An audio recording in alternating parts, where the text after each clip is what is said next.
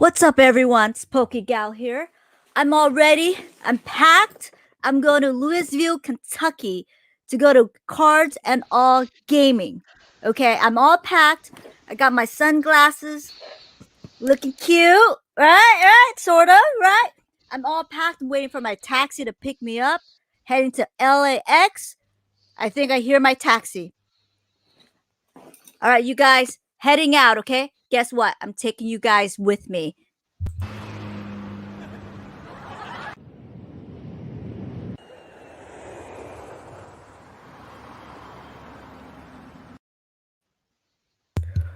That's me. I'm driving, you guys. I'm driving. I landed. I'm driving. I'm on my way. Let me look at my GPS. Okay. We're good. I'm a little lost. Okay. That's okay. That's all right. I'm okay. I'm used to it. Okay. All right. Honk. Okay. I got it. Okay. I think I landed. I think I not landed. I think I've arrived. Let me see. Okay. I think I right. Okay. I'm good. Oh my god, look at all that Pokemon stuff. Battle styles. Oh my god, look at all that. Woo! Look at that. Closer. Very, very nice. Oh, cool.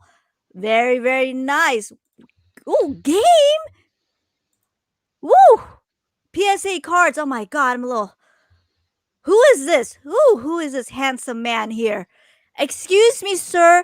I need to speak to the store owner, please, or the manager, please. I need to. Where is he? Hey, you guys. Wow, that was something. Mason. I know. I was with my reckless driving. Hey, you guys, let's give Mason. You got here so fast. That was crazy. Thank you. I'm such an amazing driver, you guys. The floor is all yours for a little bit of introduction. Go ahead, introduce yourself, and then I got some questions to ask with the little round, and we're all set for now. What's up, guys? Mason here. Card and All Gaming. That's my normal intro. So I'm already back into it, like I'm making my own video. Yeah, I own a store in Louisville, Kentucky. We do video games, trading cards, like Pokemon, Magic, Yu-Gi-Oh, all that big stuff. So yeah, I'm here to talk about some stuff with Anna and see what questions you guys might have for us. Just hanging out, having fun. Absolutely. I always start this off with every guest I have. I narrowed down to 8 because it was getting a little bit tough. And I also want to reserve the time for our viewers. I'm pretty sure you noticed the question, but I added a couple just to throw you off. Oh, perfect. Because I noticed you watch the streams. I throw it, but some of the questions are still the same. Pick a starter, Bulbasaur, Charmander, or Squirtle. Squirtle, come on. That's anybody that chooses anything else is wrong. 3 in a row, you guys, for Squirtle. Favorite first-gen Pokemon? My boy, Arcanine. Of course. Absolutely. The best boy. Absolutely. Favorite Pokemon after first-gen? Okay. This is probably controversial, but it's Gen 8. It's Dragapult. I love Dragapult. The wow, ghost, hey, that's a dragon. first. It's one of my favorite. I think he must be in like my top 5 right now. I really like it. Just nice. The design is crazy. It's silly. Very nice. Least favorite Pokemon? What's the fetus Pokemon? Like the Mushana. Yeah, all those weird things. I don't like those. Likewise. I know that. That's my least favorite. Yeah, hey, I don't know what's going on there. Do you play any of the Pokemon games? Yeah, I play. Other than the TCG, I played. Like I said, Sword and Shield. I like. I didn't play like Platinum and Gen 4 and Gen 3. I didn't play those, but I played Heart Gold. I played X and Y, Sun and Moon. So I got most of them. Perfect. Nice. What's your favorite card that you own? Oh, I really love the Bird Trio stained glass right now. I've actually been picking some of those up for my personal collection. I've said before I don't have a personal collection, but I've recently started because I'm just so enjoying just the people that are collecting and getting into the hobby. I love it. Perfect. And that's a great segue for the next question. What is your Mm. favorite graded card that you own? Oh, I don't own a graded card, so I don't know. You don't? I Wow. don't have any graded stuff. Yeah. Oh, what is okay? Let's make it If a I had general to have question. one, if I had to have Yes. one, um, oh man, I love Light Arcanine, so that and like a 10 would be crazy. I'd love that. Very cool. And the last question: would you have evolved Pikachu if you were Ash? Yes, of course. Everybody knows I that when you agree. evolve a Pokemon, it just becomes a new friend. So you got to I evolve them. absolutely agree. All right, you guys, I'm gonna hop back into the stream.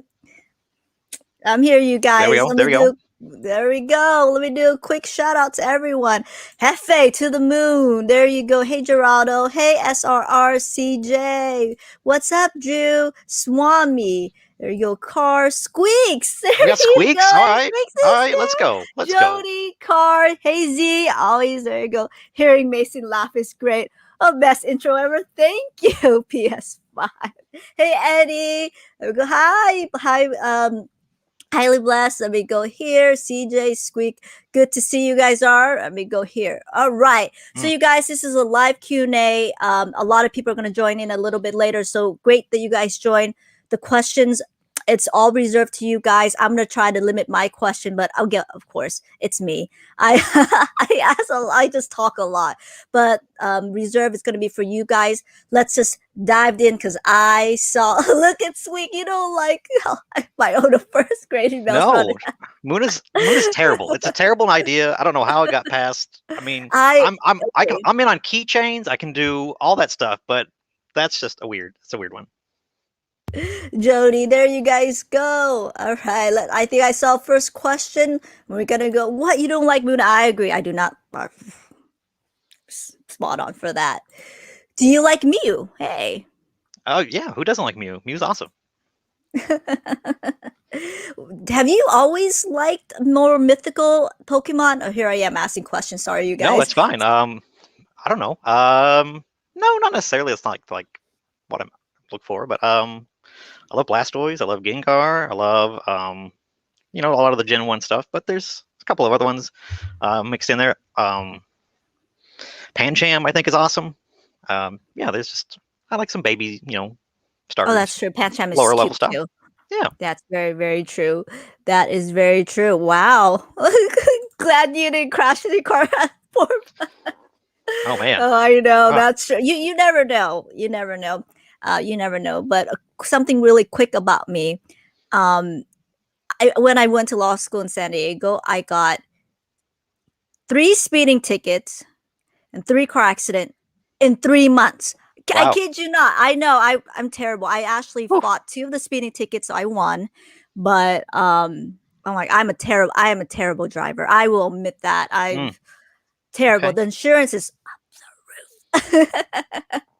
Oh yeah. So why did you open up your own store? Do you want to keep it a brick and mortar? Just the big question right off the bat.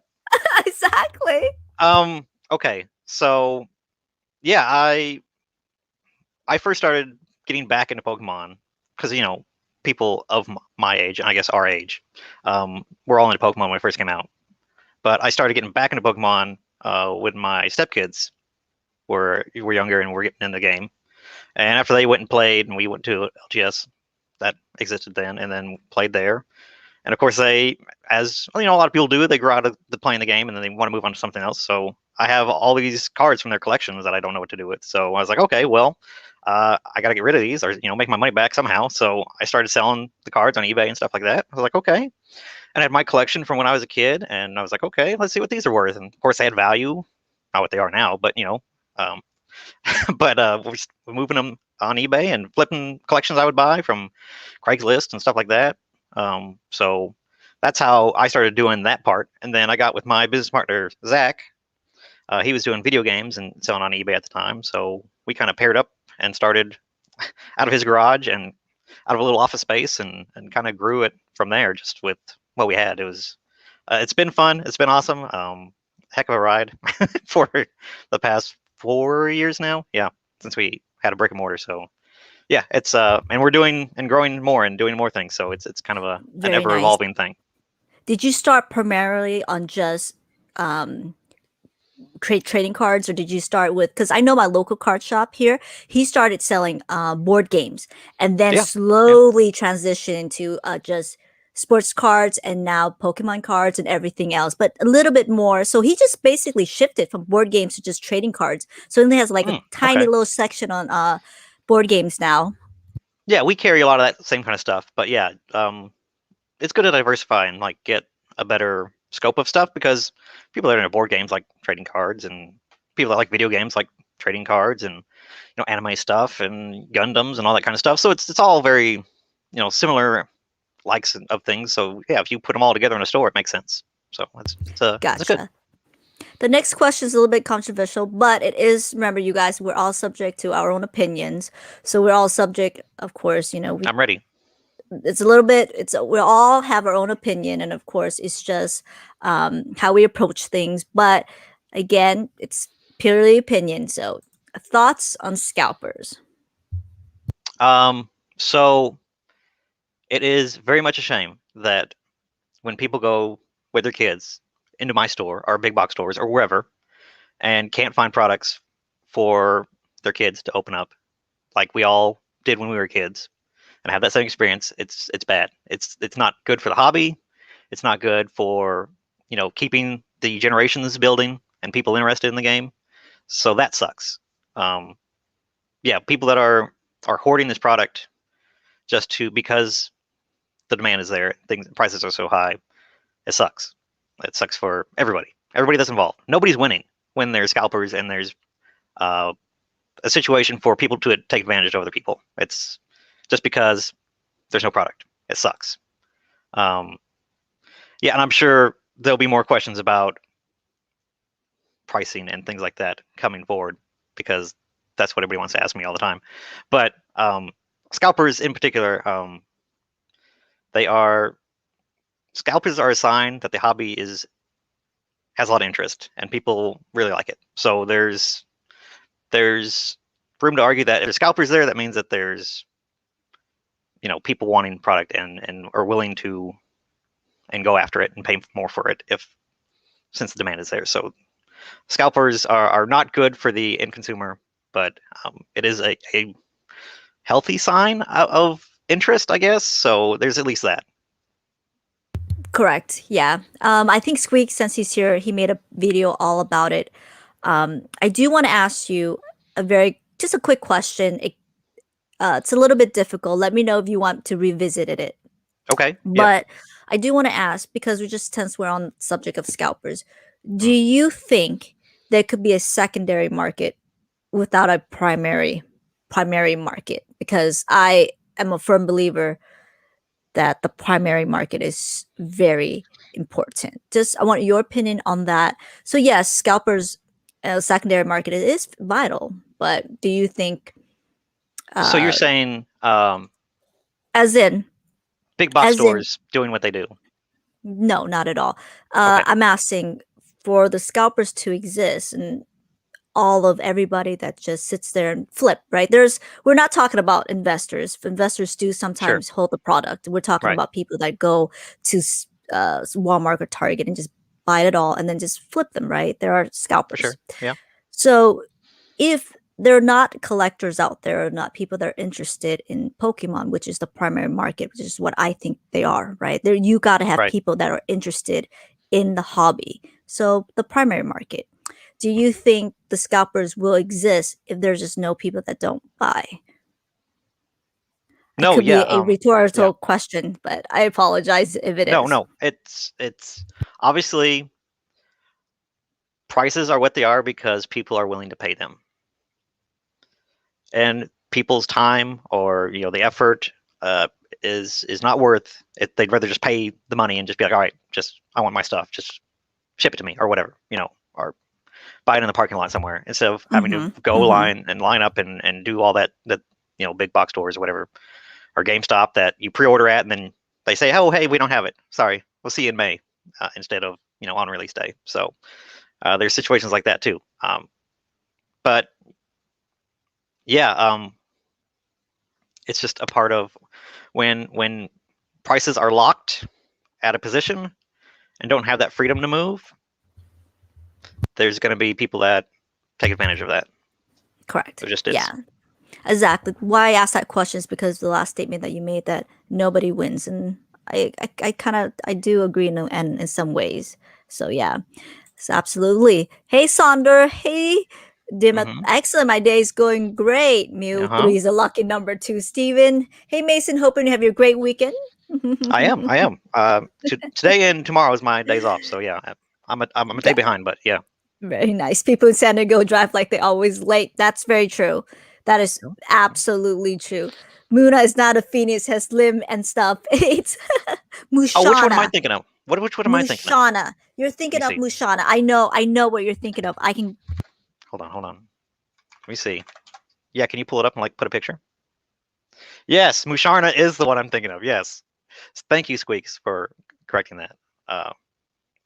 I don't like the other one either, but Reuniclus, all those I don't like. I don't like Behem. I don't like Behem either. Like all those guys, all these are on the screen right now. I don't like. It's funny. Like this even in is the proof, you guys. I Google fetus Pokemon and there it is. boom. Mushana. Top left. Right there. See? That's all I have to. I don't know how to spell Mushana. Fetus Pokemon. That's it. See? There it is. We all knew what I meant. Or we knew what we were talking about. But yeah. Absolutely. Oh, It's just weird. It's just a weird concept for Pokemon. Oh, thank you so much, Steve. I appreciate it. Appreciate this. Let me go here. Hey, Squeak. There you go here. That's a load of the question out of the gate. I agree. Yeah. That's It's what we're terrible. here for. That's what we're here for. Yep, that's very true. Okay, this one's a good question because I saw that video that you recently uploaded.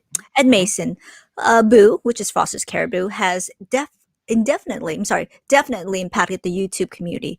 Do you think it has already begun to change a lot of investment focus channels? If so, how is it changing people's content? Ooh, what a good loaded question. Love it. Yeah, I mean, I talked about that in the video that I did about people and content creators, people that are viewing content creators and people that are making content have to both be aware of the power that they have, and that when I make a video, whether I mean to or not, I can affect whether or not, like if I talk about a card, and I've done this before and I've seen the effects of it. If I talk about a card that's saying, oh, hey, this is a cool card, I really like it, I pulled it out of my case and I showed it on my channel. I had a couple of them in stock, and of course they all sold like a couple hours after making that video. So something like that, I did not intend for that to happen. That was not something that I wanted to happen, and I didn't like raise the price of that card before I did. I was just on a whim. But you have to be aware of that kind of stuff and what's going on with the content that you create. That if you say something about literally anything, it's going to draw attention to it, and that it can have an effect on the market and whether people buy it or their opinion on it. And it's very important that channels are aware and the audience are aware that why am I watching this video and why was the video made. It's all very important stuff to think about, and I think that was more of her point behind her video, and I hope that people are thinking about it and that the creators are going back and at least analyzing their videos and going forward thinking about that kind of stuff when they make videos, because I do now. I had before, Oh, good. Okay. even before that, but even since then, every video I make, I watch it through and I'm like, okay, is this me trying to just sell my stuff and push people to my store, or is it actual content that is interesting? So it's always good to think about something like that. Yeah, I really like her video. The only one, there are a couple of things I disagree with. One of the big thing I disagree is that she put Squeak's thumbnail, and when she says something along with "don't support," I'm like, no, that is an excellent channel. You do support that channel. People are, because I know that Poke Mhm. Radar and Gary, when they made their last video that they did together, he talked about being in thumbnail as a negative, and I don't think it was a negative. It was just identifying the people that are making content and that Mm-hmm. they are playing a role. And when she Yeah. talks about creators in the space, Mm-hmm. so the creators in the space, whether they're good or bad, I don't think Mm-hmm. she was singling out those Mm-hmm. people in particular, just giving Yeah. examples. Yeah. So I hope people get that point, but let's just say someone that is completely new and they see that content, they probably hopefully analyze it a little bit more and actually really looked at the content creator. But that's what I'm hoping right, for. But that to me that thought it was a really bad right, placement because his channel is amazing and of that's course. I what it mean, was. Yeah. it's That all was about a little mhm, the channels that would even mhm, creators, of my size. mhm. Yeah. Like I'm in the chats and watch all the videos of all these guys too. Mhm. So I watch Squeaks, I watch Radar, and I watch all the Randolph and all them that make Pokemon content Yeah. too. Mhm. It's all people that I'm watching too and making content Mhm. about. So I think that's just she was just using that as examples and not Yeah. really particularly anybody in particular calling them out. Yeah. I And think obviously yeah. that's not the Mhm. kind of content she's used to making. So it's okay that it's not perfect and like wasn't a documentary on what's going on. It's okay because she tried and she's got people talking about it. So that's the point. That's the whole point of making that Absolutely. stuff. Absolutely. And Omi Poke said yesterday, she's just human. And absolutely. Um, anything that you bring in or anything that you put out, there's always positive and there's always negative. For sure. Yeah. So exactly what you said, she got people talking about it. I even shared that video. So definitely something going on. The next question I want to ask, uh, if you do want to revisit again, let me know. But I think you did make a video somewhat restating this again. And Mm. I know Danny Phantom did talk about a video with this again. But uh, the next question is what are your thoughts on people saying that local game shops are selling at scalper prices? Um, I would say that they are indeed selling at market prices. If you want to call them scalper prices, you can. But that price is whatever people are buying them at.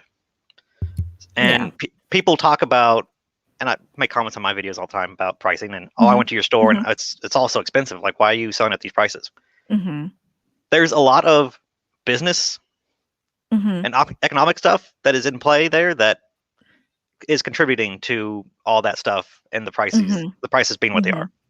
are. Hmm. One, for example, on release weekend, I have Battle Styles and I have it up for the price that is going on TCG Player. If I want to keep that product until I get the next wave of product, I have to sell it at a price to throttle the amount and how fast it sells. If I sell it at 110 a box, like I was selling boxes before, and I move all the boxes that I have, then I have no content or no product for the rest of the month until the next battle styles get there. So there's a balance in play where you have to move or take into account what people are willing to pay and how long is this product going to last me until I get my next product. Because my store is open not just that release day, it's open the rest of the month. And I have to have something to sell for the rest of the month. And if I can't make money for the rest of the month, the cash flow gets all messed up and I can't I can't buy the product for next week for Magic, or I can't buy a big video game buy that comes in the week after that, and I don't have that cash freed up. So I have to keep money moving, but I also have to keep a product to keep people interested in coming back to my store. So there's a lot of things at play that it's all very well thought out, and I have a business partner, I have managers that I talk to. It's all conversations that we have at length, and I hate it. And I hate having these conversations about is this what should be doing or what this should be doing. But it is very important. Oh, I'm losing my camera. Hold on. Whoop, come back. It's all very important stuff to talk about, and something that prices that we look at and make sure that we're being competitive and at least close to what TCG Player is doing all the time. We are constantly looking at that stuff. So if something is priced a certain way, it's on purpose, but it's because I want to keep product until I get new product. So yeah, that's what the whole thing is. I do agree with that because I did read there was a forum that talked about it on Facebook. Mhm. And I just do want to state this really quickly. I do sell right? When I do live stream and you join me, there's a huge difference between how I sell and you sell. You Sure. have a space that you have to pay for rent. You are paying for insurance. I mean, I'm using my little desk here when it comes to selling. You have to Yeah. pay your Yeah. employees. My own employee, it's myself, right? Myself. Sure. And you have to pay for rent, employees, your insurance. You have to pay. There's so many factors in, and of course, sales tax. I do pay for sales tax as a Sure. secondary income that I do, but there's so many factors when it comes to just having a local card shop. And Right. that's what I've learned when I was going in school and doing finance. Oh my God. And that's when I was looking at businesses and just going into partners with other people. And I was looking at all the expenses that a local card shop or just anybody that opened up a business have to deal with. I'm like, wow. Wow, I was shocked. I was Yeah. shocked. There were Yeah. so many insurance that you have to pay, liability insurance, all of this just to keep things Right. going. And I'm like, wow. And compared to my little desk that I have here when I sell and I ship, uh, huge difference. So I Right. do And even completely understand. I do. for you, you compared to somebody else that is also selling out of their house, it's got to be worth your time and effort too. Mm-hmm. That's a cost as well. Mm-hmm. Time is all of Mm-hmm. our most precious thing that we should be thinking about. Mm-hmm. So, Mm-hmm. you got to price things so that it's worth it for you to do that, and your time Mm-hmm. may not be worth as much time as somebody else's. So there's Mm-hmm. still economics in play there as well. So, yeah. Yeah. Yeah. So just wanted to bring that up, just really quickly stated that. So but yes. Next question from Big J. Do you think Pokemon will ever go to the route of producing a second kind Mm, of booster that's box like a set base or collectible box like the Magic the Gathering did? Oh, that's such a good question. it is. That's Wow. Double J. Thank you for that. That is, or Big J. I'm sorry. That is awesome. Also the mac and cheese as your profile picture is also awesome. But it would be. I don't know if that would work.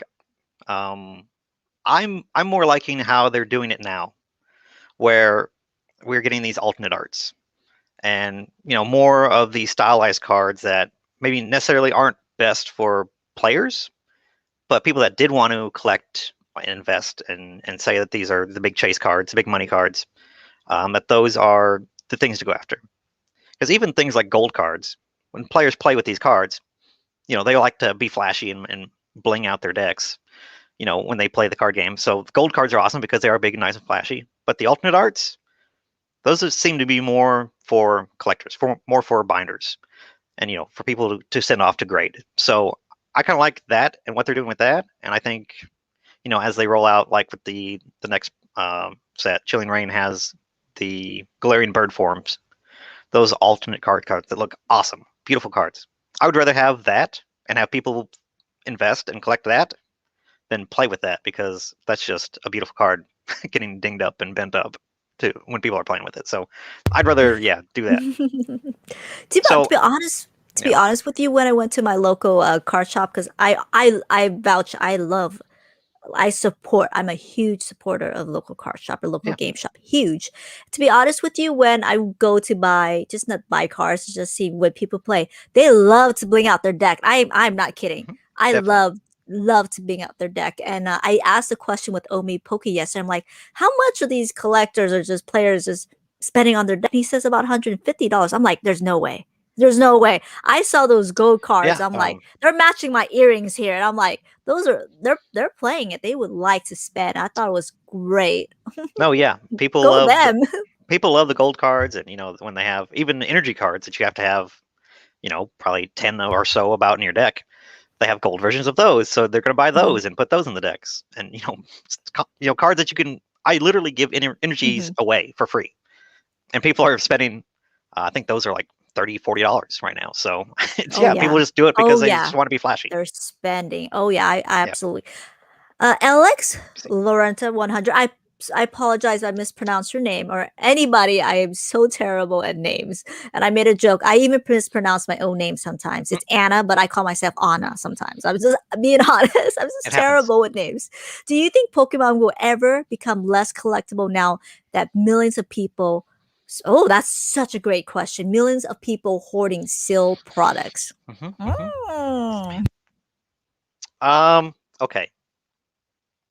I've say this in probably a video like once a month, that I remind people that Pokemon is the biggest IP in the world. They make the most money. They have the most like secondary products of plushies and collectibles and stickers and everything else under the sun. And they're getting more and more product, and they're expanding out on that even more and more all the time. Pokemon is not going anywhere. It's definitely not getting less popular. And as they continue to, with this 25th anniversary stuff, they're doing all this stuff with Katy Perry and oh god, the dude's name that just did a concert. Why am I blanking on his name? Malone. Yes, Post Malone. Yes, sorry.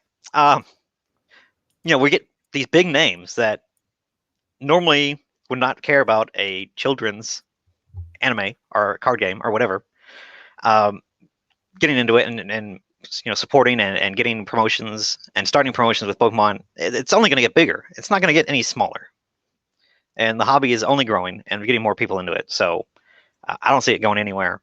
I think the collectability is always going to be there. So I don't think we have to worry about that at all. Yeah, I just turned to my computer, my desktop, and I was gonna show the Facebook group that's called Pokemon Seal Collectors, and you guys can see exactly why she asked these questions, because there are so many people that are just sitting on seal collection. By the way, go them, absolutely go Yeah, them. sealed collecting was Diamond not really a hands are not thing. there. Hmm. A thing. Even a couple years ago, I don't think. But people have seemed to No, be they really were not. liking sealed stuff and collecting sealed Hmm. stuff, and whether it's old vintage like the theme decks there, or Elite Trainer boxes. People didn't like Elite Trainer boxes when they first came out. They did not. Look at that. No, They did not, but they did and not. But but look at that. they really have become I mean, like it's, an hmm. awesome backdrop, or you can or Hmm. something if you want to make put displays up and stuff like that. They kind of find their niche of people that are into them and want to collect them. So um, you know all that stuff is Hmm. only going to get more popular, and sealed is going to be something that is desirable, even if you don't open it or looking to open it. It's still very Exactly. collectible. Exactly. And I shared your video. It's funny, real quick. Mm. I was talking to Jessica from Geeked Out Collecting. She said that she talked to King Gary, and King Gary is a huge advocate of seal products. Just let you guys know. Yeah. See, Hmm. huge. He goes, if you're gonna open up a seal box, what is the definite purpose of it? And I was like, bingo. What is it? And I'm, as you guys can tell, I'm such a huge proponent of seal collecting. So Eddie wants to know. Laugh out my GameStop near me guarantees pre-order. Hey, what's up? Hey, Pokey. Hey, Pokey Knowledge Card. That's such a good channel. You guys also check out that channel. That's great. All right, Oh, I'm gonna add them to sorry. the list. Hold on, hold on. Pokey knowledge, okay. All right. Look at People Squeak. people got to understand. Like when I go home, I watch all the stuff. When I'm driving in my car, I put on like Jake Pokenomics, Hmm. his stuff, Hmm. and I'm driving my car and I'm listening to it. Like Oh, I love I Jack. I I have him eat. on next week. Hmm. Oh, I know he was talking about it earlier today, and I was telling him I was going to be on here with you. So yeah, Not very nice. He's wanting to sell his house, so I'm going to help him sell his house. yeah. Oh yeah, oh yeah. I can do his legal paperwork. I can sell his house so he can sell more Pokemon cards. I'm sorry, so he can get more Pokemon cards. Hmm. Did you mean Soliosis, the jelly thing? So funny. They're all bad squeaks. All of them. All those guys are terrible. They're not good. That's a very dangerous Google. I know. Yes, I was worried. I was like, hold on. All right. Do you think all these new stores popping up and all the new live breakers do just as damage as Scalper thought? That's a heavy question. Damage? My Okay. goodness. Woo! The question's on fire No, today. that's good. This is all good stuff. So I know there's a lot of stores that just want, and with the big rise, want to sell sealed stuff or sealed product. Obviously because the margins are so great right now, whereas before now they were terrible, and making $10 on a booster box used to be the norm. But yeah, since you can pretty much buy product and sell it for huge margins now, yeah, it's a lot of people have been popping up. In fact, my main distributor is saying that his accounts not just doubled, tripled, and that they will call him every hour that he is in office hey, is any more Pokemon product available? What do you got? Is anything freed up? Anybody canceled their order because they're trying to gobble it up? And he tells me what they don't understand is that if anything frees up, I'm just going to give it to you and not them because I spend money with them.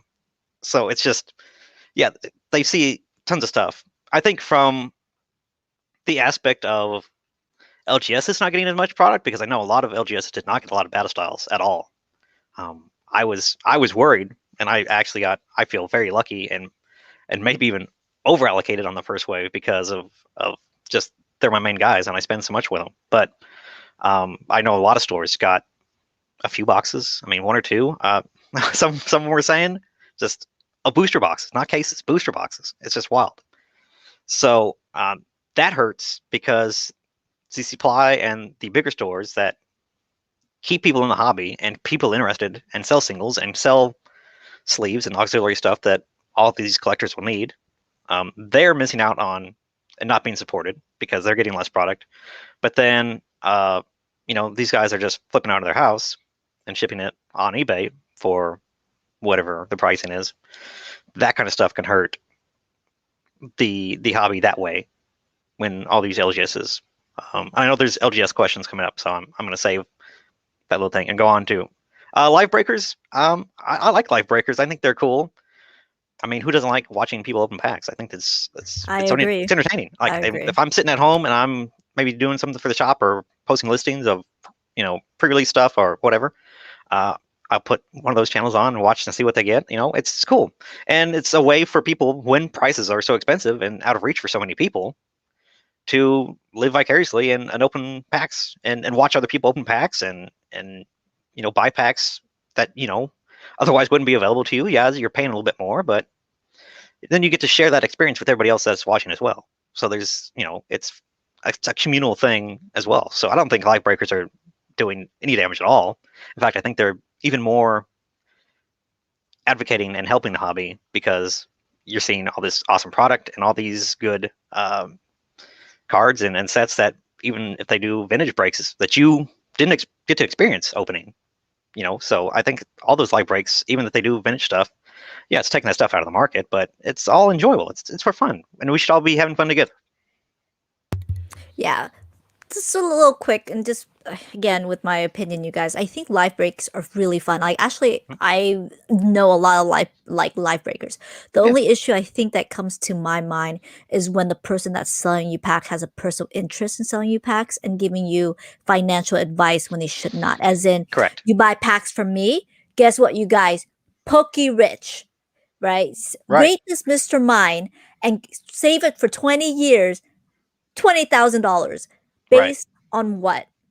Based on what? And I'm such a huge finance person that I sit there and I do the calculation. I'm like, you're making the most money and you're telling people these things. That's where Right. it comes to a fine line. But anything with life breaking where they go like, you know what, you're paying for pure entertainment. This is fun. Love it. I love Yeah, those channels exactly. and I'm a huge supporter. I mean, I support them. And even though I know I'm paying for a premium, paying a little bit more, it's just something that I just love it, especially with this great quality time with great communities. For sure. Okay. Yeah. Absolutely. Everyone hit the like and subscribe if you haven't. That would be really great. Thank Look, you, I'm you gonna guys. go on right now, and I'm gonna like it, and I'm on it. So what does that say? There you go. There you go. I did it. Aren't most players' decks still cheap compared to Magic? Oh, that's such a great question. I know nothing about Magic. This one's all yours. Yeah. Yeah. You can build very cheap decks. In fact, Pokemon even puts out. It's a relatively new product. They only made a couple of them. But they're called Challenger decks, I believe what they're called. But they're like $25, and they have a good like staple bunch of cards that you can, and it's like 90% of the way competitive. So if you swap out a couple new things or like some new sets come out, you can kind of upgrade those and put new cards in them, and you can get a very competitive deck for relatively cheap now. So yeah, there's lots of product out there that makes it cheap, and it's better from a competitive standpoint for people instead of like buying a cheapo like theme entry deck and playing with terrible cards. It kind of gives you a leg up with that kind of stuff.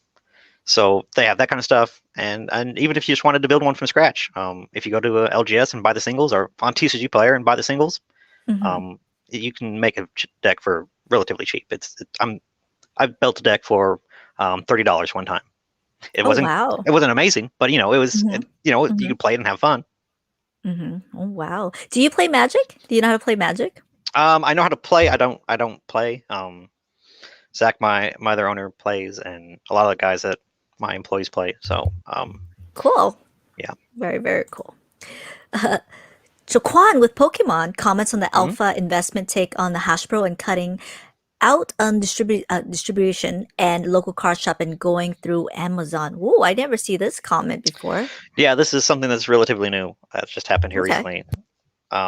Rudy from Alpha Investments just made a video. Like I watched it before the live stream. It's hilarious. He's hilarious. The channel's great, and even if you don't care about hobbies in general, I think Alpha Investments is just enjoyable to watch, anyways. But Hilarious. he's awesome.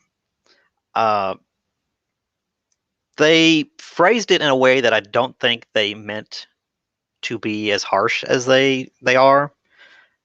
They are still giving support to stores and still relying on them to sell product. It's just now that they want to branch out and they've seen the success of like their secret layer stuff that is like fancy promo cards of reprints and stuff like that. Um, that pushing all their product through LGSs isn't as important anymore. And even with big box stores, um, you know, there's only so much that they're doing. And of course, you know, you go to a big box store and that's all that you see on the shelf is Magic stuff right now. So Very true. even And even through Yu-Gi-Oh! all And this hype, Yu-Gi-Oh! yeah. But even through all this hype, when all these other card games are taken off, Magic is sitting in there on the shelves.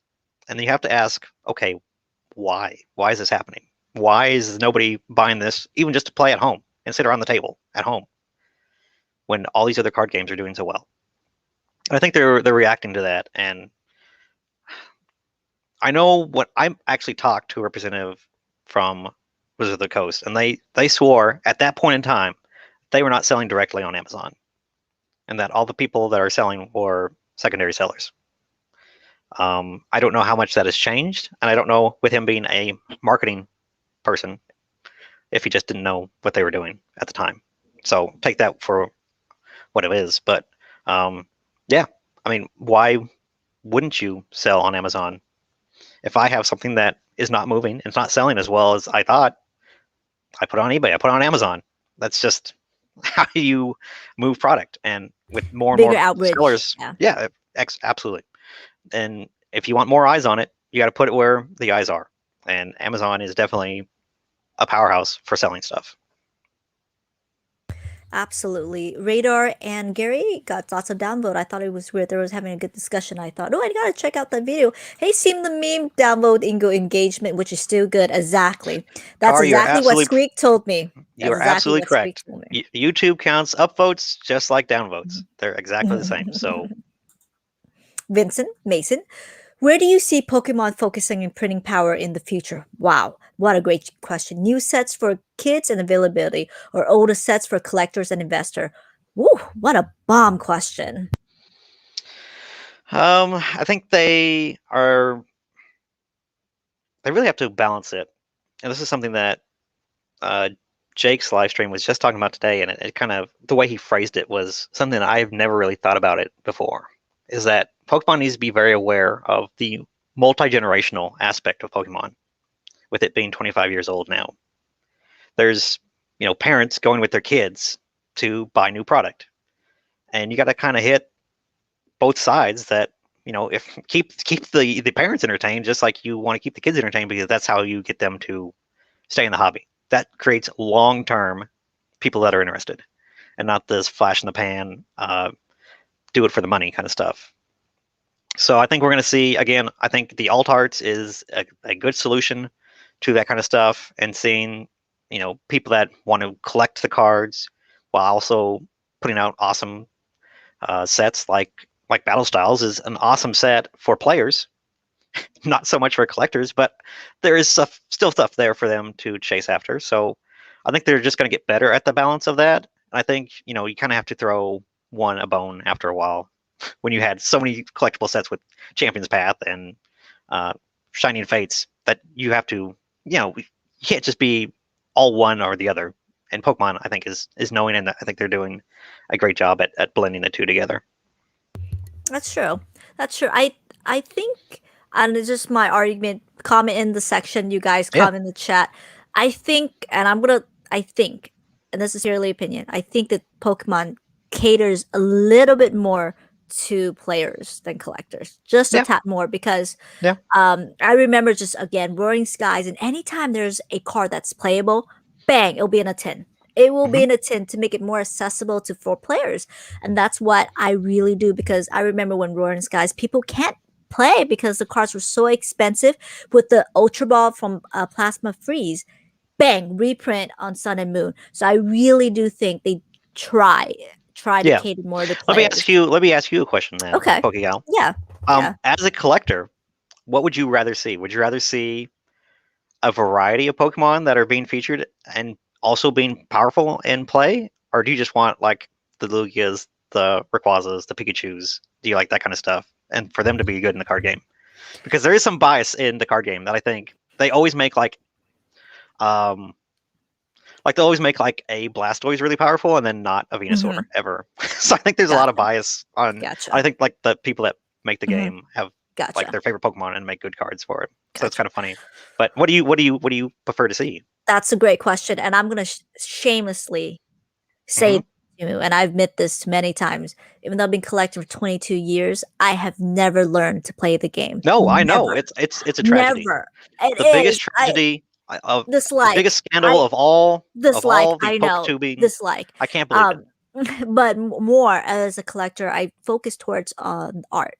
So it doesn't Yeah, matter what type of HP it is. If I like the art, if I like the Pokemon, and I just collect. That's my main thing. There's certain, yeah, of course, a certain Pokemon that I collect a little bit more, and I will accidentally hoard some Bellsprouts for some weird reason. But um, I just collect. I really try to catch them all in a lot of senses, and I actually don't ever. I barely ever sell.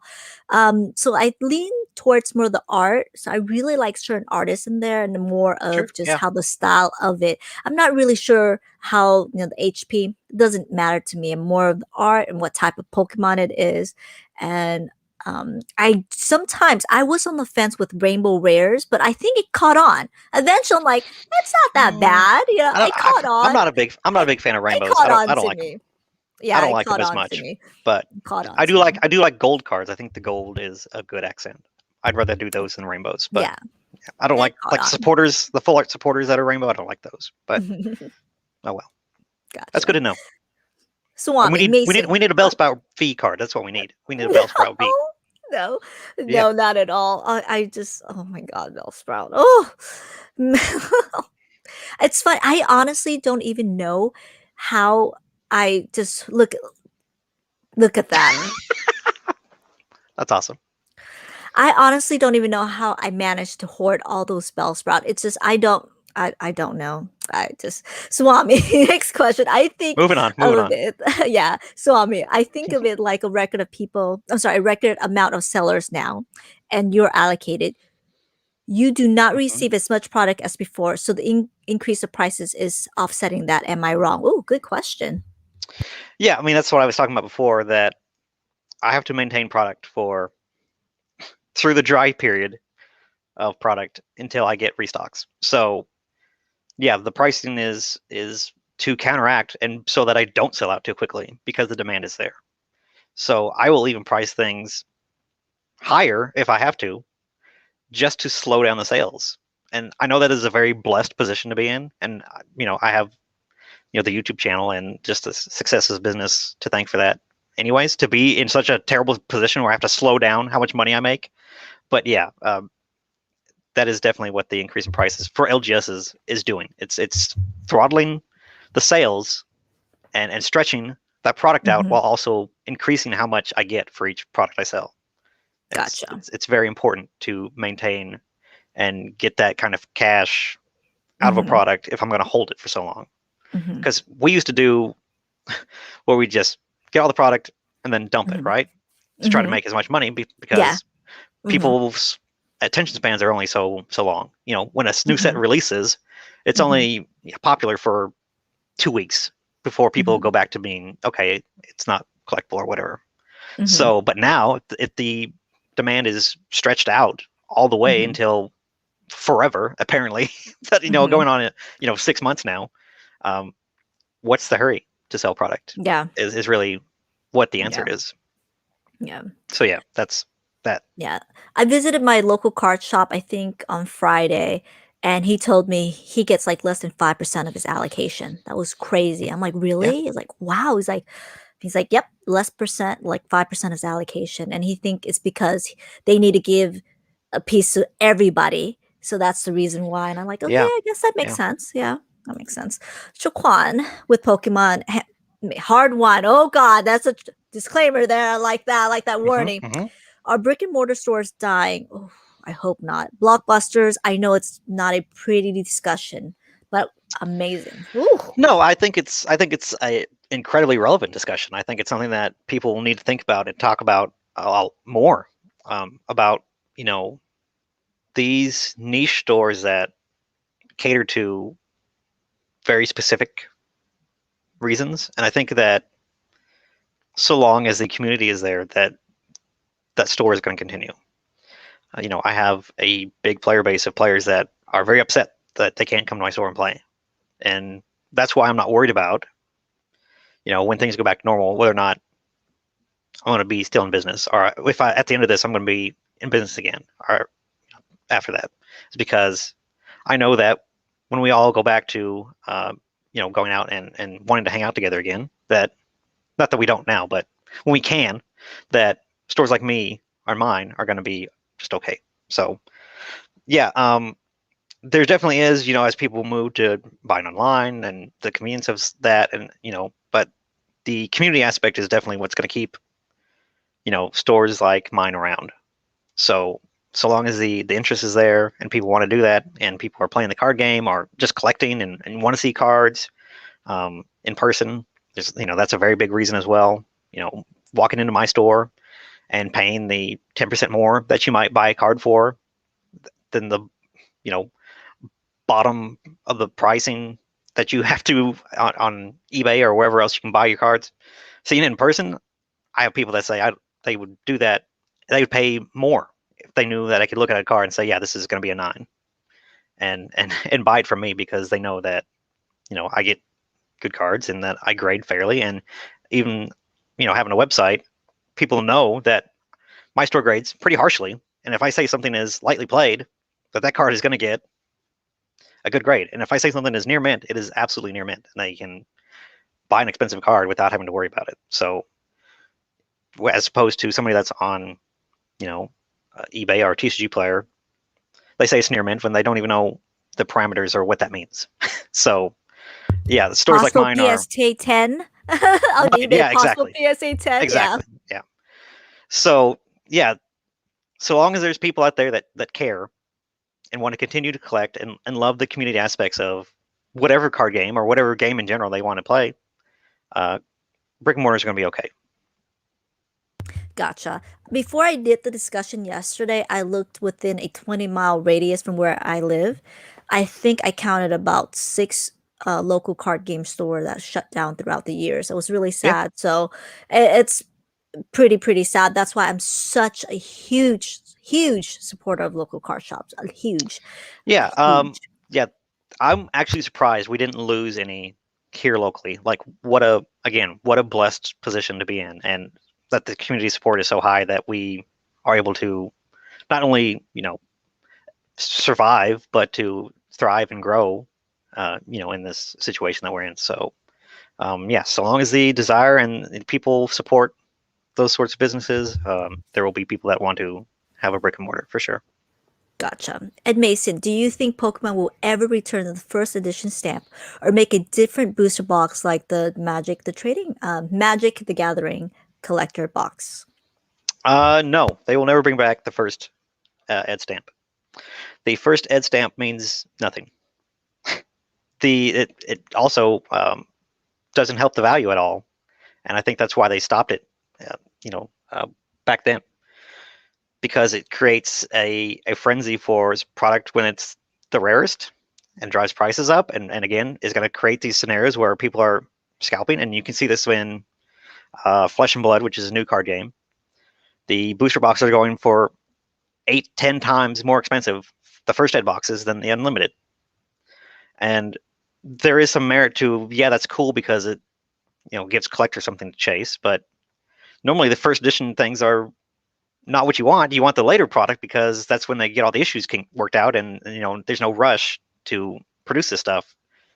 So yeah, first eds is a cool idea because yeah, you own the original stuff, but the print cycles are also so long that you'll have first ed stamps on 80% of the product that's out there, because we all know when they do reprints, they only reprint for a little itty bitty short amount of time, and then there's nothing else after that. So yeah, these print runs are just too large. The product is too mass produced to have first ed stamps because it'd be on everything. The unlimited, and you see this in Yu-Gi-Oh, the unlimited stamp is and the stuff that's not first edition is more rare than the first edition stuff. So it kind of flips to where if you're worried about rarity. So yeah, that's why it won't exist. Very true. Okay, I know I'm going to limit my question, but I got to ask: do you see perhaps an evolution to where they do reprint Neo or maybe Team Rocket? What do you think about that? What are the chances on I that? think that is I think that is such a bizarre like thing to ask a company that is already back and like underwater on the amount of product that they can't even produce right now. I don't think, even if they catch up, would they go back and produce like Neo Genesis? Like, no. Why would? Part of the community is people that are investing in this stuff and want and collect and like the old stuff, and the whole fun, I think, is of collecting old stuff is how rare it is. If you reprint that stuff, what's the fun in that? You're getting all these cards for nothing without all the effort. I think it's, the chase is part of the fun. So if we reproduce all this stuff, like what's the point? They did that with Evolutions. Evolutions is unique. And I think that they did that, and I think they are actually probably, I don't want to say regretting, but I think they, up until November of last year, Evolutions was so mass produced and so widely available that they couldn't get rid of it. Distributors didn't want it. They would not be ordering it from Pokemon. So Pokemon would be stuck with it. And stores like me definitely didn't want it because I had the same box of Evolutions on my shelf for half a year where I couldn't even sell packs out of it. Nobody wanted it until the craziness happened. I absolutely agree with that because So I was buying would these think, boxes. Oh yeah. I don't think Pokemon likes to see these Evolution boxes at 1,000, but that's not a reason to reprint it. I think that just shows how insane this whole phenomenon that we're in right now is. Absolutely. Absolutely. Hey Carla. Hey Jarek. Hey Jody. Jarek, hey, how you doing? There you go. All right, Gerardo. Mason, what's the next big collectible on your list to acquire? To acquire? I don't know. Should I tell people this? Because then it's going to raise the price, isn't it? With your influence, PokeGal, I know that you're big in the sphere, so I don't know if I should say anything. No, like I said, I don't really collect a lot of stuff. I don't really have like a thing that I would want. That's like a must-have for me. Unfortunately, I don't have a big thing on your list. PokeGal, what's the thing that you want? Do you want anything in particular? More Bellsprouts? No, oh God, no. I have been giving. I did some live rip and ship, and I gave all the bulk away. And even they say I don't want my bulk. Guess what? I put the Bellsprouts in there. So you should, yeah. I did. I completely put all the Bellsprouts. You should put them in there. You should sign them. You should have a stack of 500 of them that you all sign, and then put them put Bellsprouts in all the stuff that you ship. I might do that. I might troll one of my buyers at one time and just put a bunch of Bellsprouts for him. If I ever bought anything from you, I'd want a signed Bellsprout. Oh God.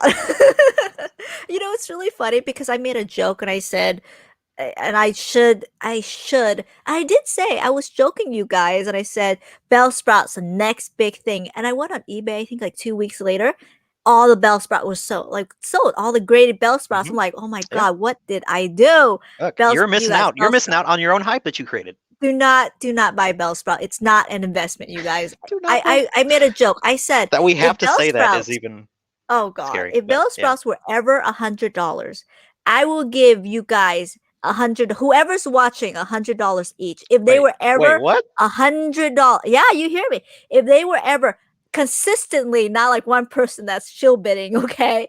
If Bellsprouts, no, Yep, oh, yep. insidious. That's insidious, you guys. Oh my God, hmm I will be. You know what? I'll make it happen because I have 2,000 of them sitting in my Do it. storage. I will I think you sell should. it and give I you think guys. That's a joke. Do not buy Bellsprout. that's right. It's not. Start a Patreon. Everybody that signs up for Oh, Patreon gets a oh God. Bellsprout. Oh That's signed. no, please. Yes, Oh God. this is pure money. Oh This is a great no, idea. I support it. no. Oh my God, no, not at all. What's up to Poco? Thank you so much. I appreciate it, Glass Name Bird. Oh, I'm totally behind in the comments, and Swami knows what's up. Swami knows that. sometimes I'm so behind in the comments. I need to catch up and to refresh itself. Okay, I sense you put me on the spot. I'm gonna put you back on the spot. What's up? What is the one thing that you have accidentally hoarded? Anything. Besides debt. That is not accidental. Okay, That is on purpose. you're right. You're right. That's not accidental. That I've hoarded. Man, I don't know. I'm very minimalist. I don't have a lot of stuff. Um, I have to think about it. I'll come back. I'll tell you. Okay, we'll Let me think. revisit that question. There we go. I mean, $30 and you can get 10 more. Absolutely. Yep. Do you think the 25th anniversary has really lived up to the expectation? Ooh. I think later on this year that we're going to see it probably do some crazy things. I don't think they've even started doing what they want to be doing. Ooh. For the 25th anniversary, they started with a Pokemon Super Bowl commercial. So I was shocked. There was no commercial here. I was expecting it. I don't know why I was, but I'm gonna go commute 20 hours to listen at all. Hey, what's up, GS Play? Hello. Hey, James. There's always James. Hello again. Target and Walmart have no soul. I want local. I absolutely, because they are feel. I absolutely agree. Yes, but Target and Walmart do play a role in having They do. people keep interested in the game. Like, going and taking your kids to Walmart and wherever you go shopping at, and stopping by the card store or card aisle is very important to keeping that in the game and collecting in their minds, because they go over there, they see what's new, they see what's coming out, and the kind of cards that are out. So it's important. They do play a very important role. And my local Target has finally, because I was shocked because I see this all online on Facebook, and I went to finally one of my Target, I think last week, and they finally had a sign limited to 3, and I'm like, finally they did something about it. So I'm pretty excited about that. Leak card from a Chilling Rain. How do I say that? Rain, right? Rain. Yeah, Rain. Yeah, it's supposed to be a pun. Yeah. It's suped to be a Gotcha. You're which I most love. excited I mean, it's about. awesome. Cool. Yeah, the birds. I mean, the Moltres alt art is crazy. The one with the big moon in the background behind it. Have you seen it? No, I haven't. I'm so behind. I'm still on Vivid it's Voltage. awesome. I'm so behind. I'm letting you guys know I can't keep up with the hype. I cannot. Yeah. Cannot. I think alt arts are where it's going to be at. I think they're going to put a lot of effort and focus on those, and I think that's going to be the perfect place for settling between playability and collecting. That's so funny. That was a joke, dude, man. He's not selling his house for Pokemon cards. That was a joke. Yeah. That. Oh, thank you, Z. That was really, really nice. Thank you for participating in my life breaks. That's he's not buying. There here in Chicago and so many card places taxing. Really, he lived near Chicago, and there's so many new card shop taxing. Really, I'm not sure what that means for there. Interesting. I know Chicago, I think, has some big stores, so it's kind of weird that they have a market that still has room for growth. But that's good. Again, more stores and opening up brick and mortars and existing is good. You want that because that shows you that there's demand for that. That's their everyday market. Wow. Ooh, fun and jobby. William, is getting a distributor that easy as some make it sound? I will tell you no right now, but but I like your opinion. I imagine they would rather deal with a local game shop than a one-person eBay shop. Correct. Yes. They are less enthusiastic about people just wanting to get access to cheap product than a brick and mortar like me that sells not just stuff that they have like Pokemon. They want me to buy their Magic. They want me to buy their Yu-Gi-Oh that comes out. They want me to buy their D&D stuff that comes out. Like the depth that I buy from them allows them to move that product over, or their profit over more product lines. So even if you buy $500,000 in Pokemon, they would rather you spend that $500,000 on all the stuff they carry, because that helps them and allows them to keep moving product. Again, cash flow in business is absolutely everything. So you have to keep moving stuff in all of your products in a way to keep money coming in and out. You wanting $1 million in Pokemon isn't helping them because they don't have it anyways. But even if they did, Pokemon's not a hard moving category to move. The D&D stuff, the board games, the stuff that they take up so much space to stock and to hold onto, just so they do have it for stores. That's the kind of stuff they want you to spend that money on. So that's the thing. But it used to be pretty easy to get in with distribution. I know what people say, it's very hard now. The more credibility and the more that you go through, and even if you don't have a brick and mortar, so long as you say that you have a place or maybe an office that you're renting, if you want to do like buys for like or selling even for local stuff, even something like that at least shows you or shows them that you have staying power, that you're going to exist the 6 months after this all quiets down. So they love seeing stuff like that, as opposed to something that is, I want all the Pokemon that you can give me, because you can sell it obviously. But so that's, as soon as this goes back and gets easier, it's going to be Gotcha. good for people that want to start up again. Gotcha. And some distributors, and I have experienced this myself. And by the way, every distributor is different. Sometimes you just need a tax ID. That's it. And you can get reseller's permit, tax ID, get all of that. And some distributors, let's just say you're one person, you order like $1,000.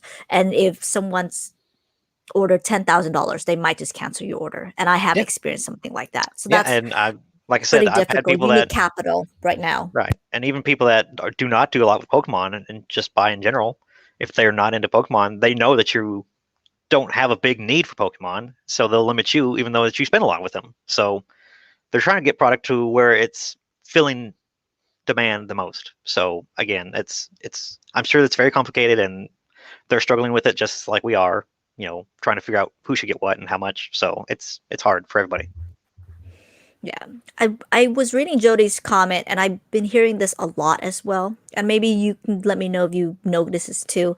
Is basically he's saying that it's hard to find Pokemon at MSRP, so he jumps into other trading card seal products. Are you hearing that as well? That I've been hearing people saying, "Look, Pokemon's hard. I'm stopping for now.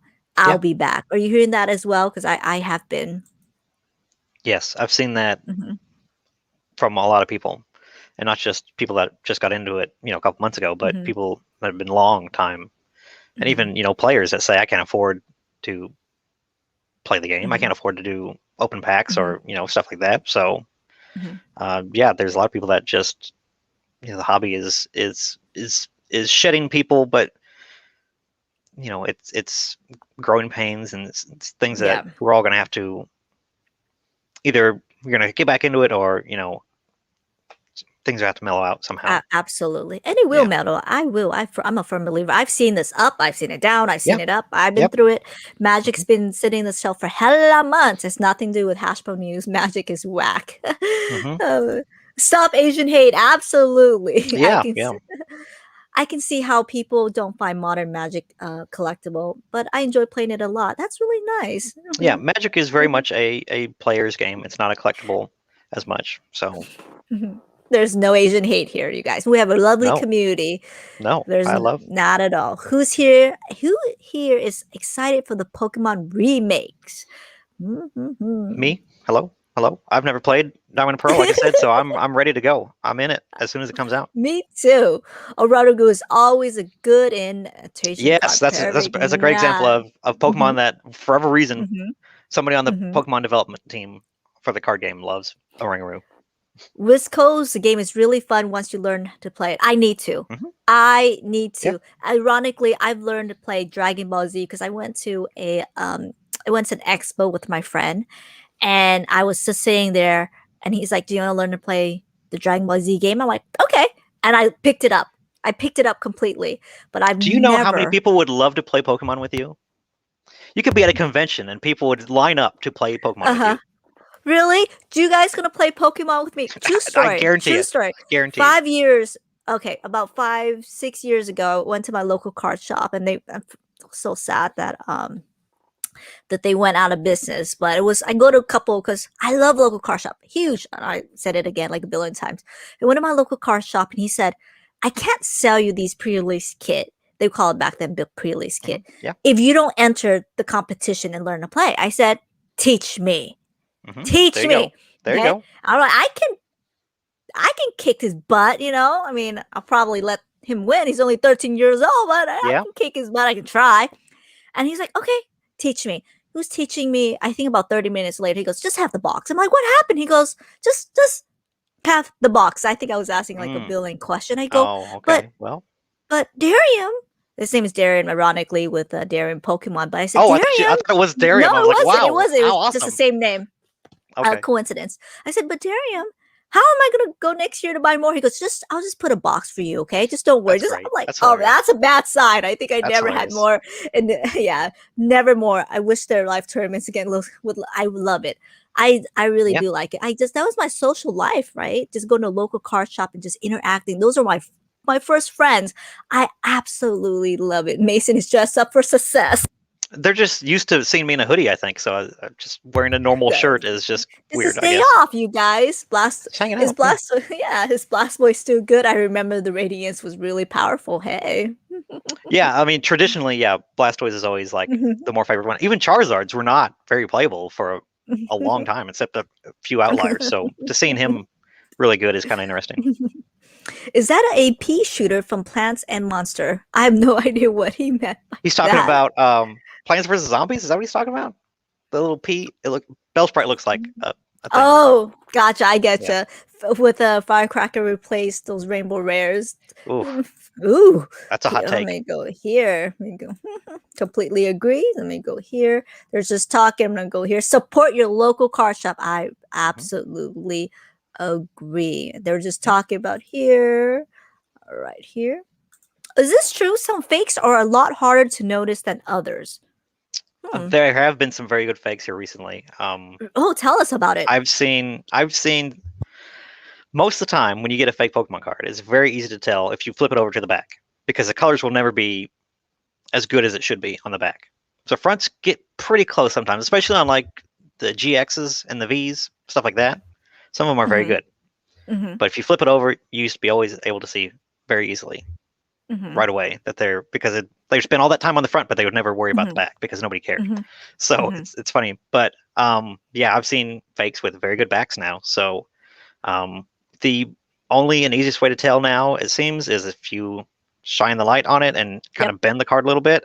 They're Yep. always normally very glossy compared to Mhm. that has to do with the printing process. Those big high quality printers that Mhm. a bigger production would use as opposed Mhm. to like even like a Mhm. moderately sized Mhm. like poster printer shop or something like that. Mhm. They'll be pretty good print quality, but the shine and the gloss that they put on them are a dead giveaway. Gotcha.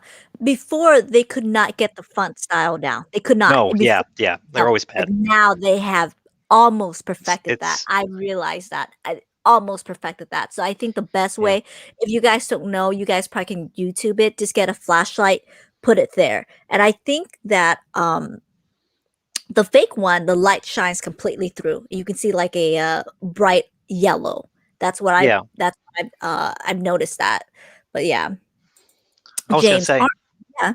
Mhm. I thought I had a card over here I could use, but I don't have a card. Sorry, Oh, I was no gonna show problem. with my phone, but Aren't all built in battle boxes basically first edition? No. But I mean, you can think of it like that. It's definitely the first product that you see that we get product with. So yeah. yeah. But there's no stamp on it. Hopefully that's No. not what he's asking. There's no Not on stamp not the on the card. individual cards, except the promo. Okay. The promo has one, but yeah. There you go. Pokemon Classic Neo would be my dream. Yeah, but What are your why thoughts on though? Neo? I You mean, I don't love like Neo. Neo? I love Okay, Neo, good. but I think Okay. he's referring back to when we were talking about reprinting of it. And why would you want to reprint Neo? Because then the original Neo would be less valuable. So I don't understand. Do you think so? You really think so? I mean, You really think a they reprint? would never reprint it 100% identical. Mm-hmm. I don't think they would never do that. But even if they Mm-hmm. did, say, all right, let's just rerun Neo Genesis, Mm-hmm. just same card frame and everything. Mm-hmm. I don't think they would do that ever. Gotcha.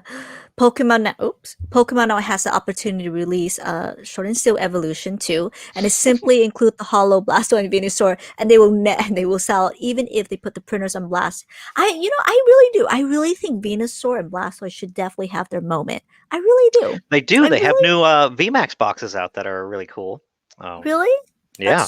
I think the only one with Blastoid, I think if I can recall correctly, that they put the full art, I think it was the regular XY base box. I think that was a full art, but I really want maybe some Mhm. like a box that's just mainly this is Blastoise. If you like Blastoid or Venusaur, especially Venusaur, I think it's not getting a lot of love.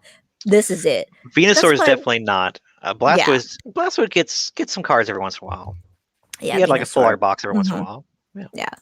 Pokemon Bellsprout is stocks. Here we go. We're getting to the. We're finally catching up to whether No, it's not. Bellsprouts And are I the want next a thing. side Bellsprout. No, See what I Jose, did? why was I I'm blocked? I don't know sorry. why you were blocked. What were you doing? You're not Bellsprout. They blocked were because like, we're talking about you. exactly, buyout. No. There's Yeah. no buyout. They are just. Oh, we gotta go to the questions, you guys. My thing got refreshed again. Every time there's a Uh-oh. lot of comments, it gets refreshed. I'm gonna go here. We're just too hype. We went straight to the Too comments. I popular. know, too popular. How important is the affordability of Pokemon products? Do you see Pokemon raising prices because of the demand? Ooh. Okay. So it's very important because if you want kids to buy it, you don't want to have them have to argue with their parents about whether or not they should buy it or not. So cheap Pokemon products is very important. It's very important for me because I don't want to have to try to argue with the parent to buy a $50 box of whatever when that's a big decision, big purchase that they would have to make. Whereas if I have a $20 box to sell them, that's very much more understandable and more easy to win them over with, as opposed to something that's super expensive. So like there's a big box of it's called Pokemon Battle Academy. It looks like a board game, but it has 3 Pokemon decks in there, and it's like $20, $25, somewhere in there. And it's an awesome product, and I think it even won an award for being one of the best board game products. Even though it's not a board game, it's just a Pokemon game in a board game box. So, Yeah. but it won an award because it was so popular and it sold so well, and it got people. Again, it gets people playing the game together. It gets people playing with their kids and having fun things together. So all that stuff is very important. If you go out and you want to buy a Monopoly, you don't want a Monopoly to be super expensive because then you're like, oh well, shoot, I'm not going to get that. Forget it. But if it's a $20 box of Monopoly, we've all played Monopoly. It's nothing new, but $20 I can justify way more than I can justify, buying a $50 box, like I said. Oh, you're muted.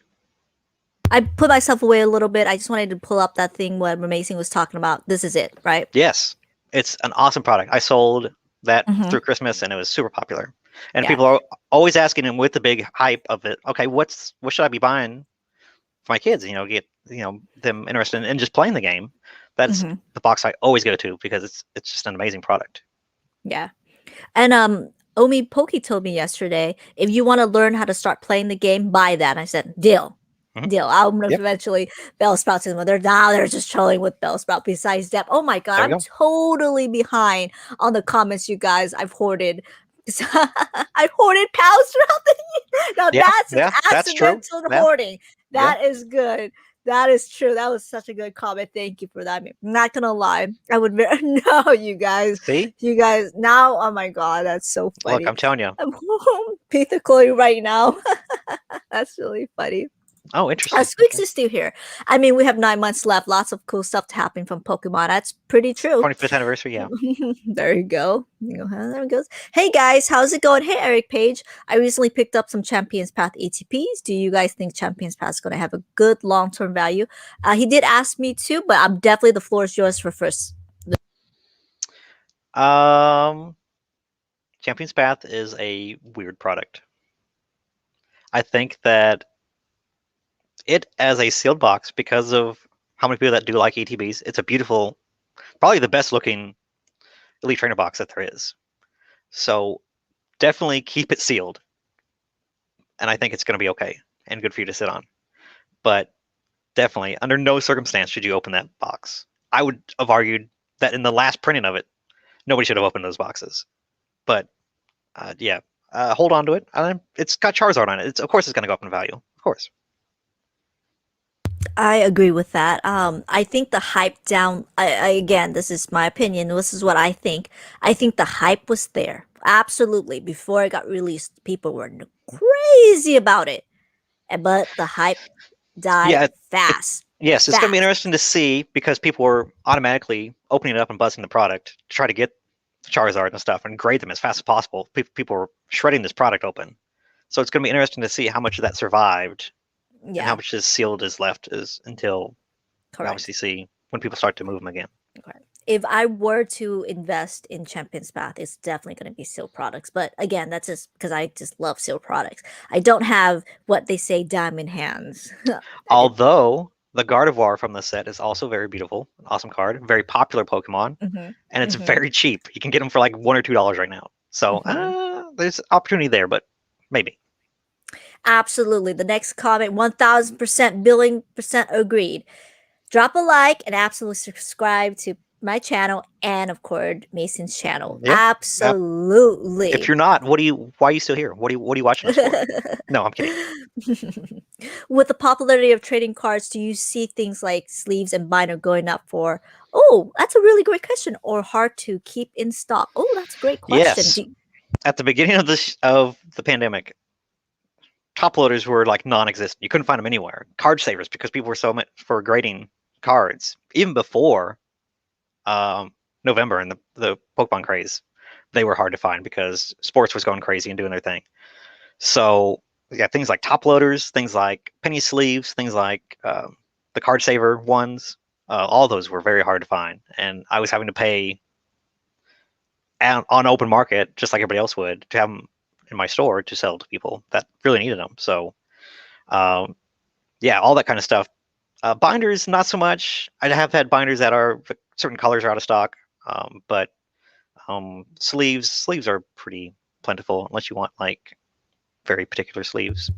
But yeah, all that stuff was kind of hard to find for a little while. Like the really perfect fits, those were kind of hard to find for a little while, but they came back. So for a That's yeah. minute there was team bags. Team bags are all sold out too. I don't have any team bags, but yeah, they make Yeah. like knockoffs of those that I can get. Yeah. I'm very particular because I have so many cards, but there's only one penny sleeves the set that I buy. And Oh this fits perfectly into the 9-page little pocket holder, you guys. yeah, I only buy this one. This is, there you go, premium card sleeve from Ultra yep, Pro. I that's the paid ones I carry. $6 for this. I know, I Oh, the premium know. ones, yes, I know the ones you're talking. Yeah. They're a little thicker, aren't they? Oh, they're not at all, but No, okay, they slide in perfectly in the pocket sleeves. I paid this is supposed to be only $2. I paid $6 because I couldn't find them yeah, anywhere. that's the thing that they And are hard to I find right now. need to put them in the pocket, but I went to offer up and this guy I was like, Make "You know sure, what? I'm make sure sorry, that but I those are the just need to same start ones. organizing it."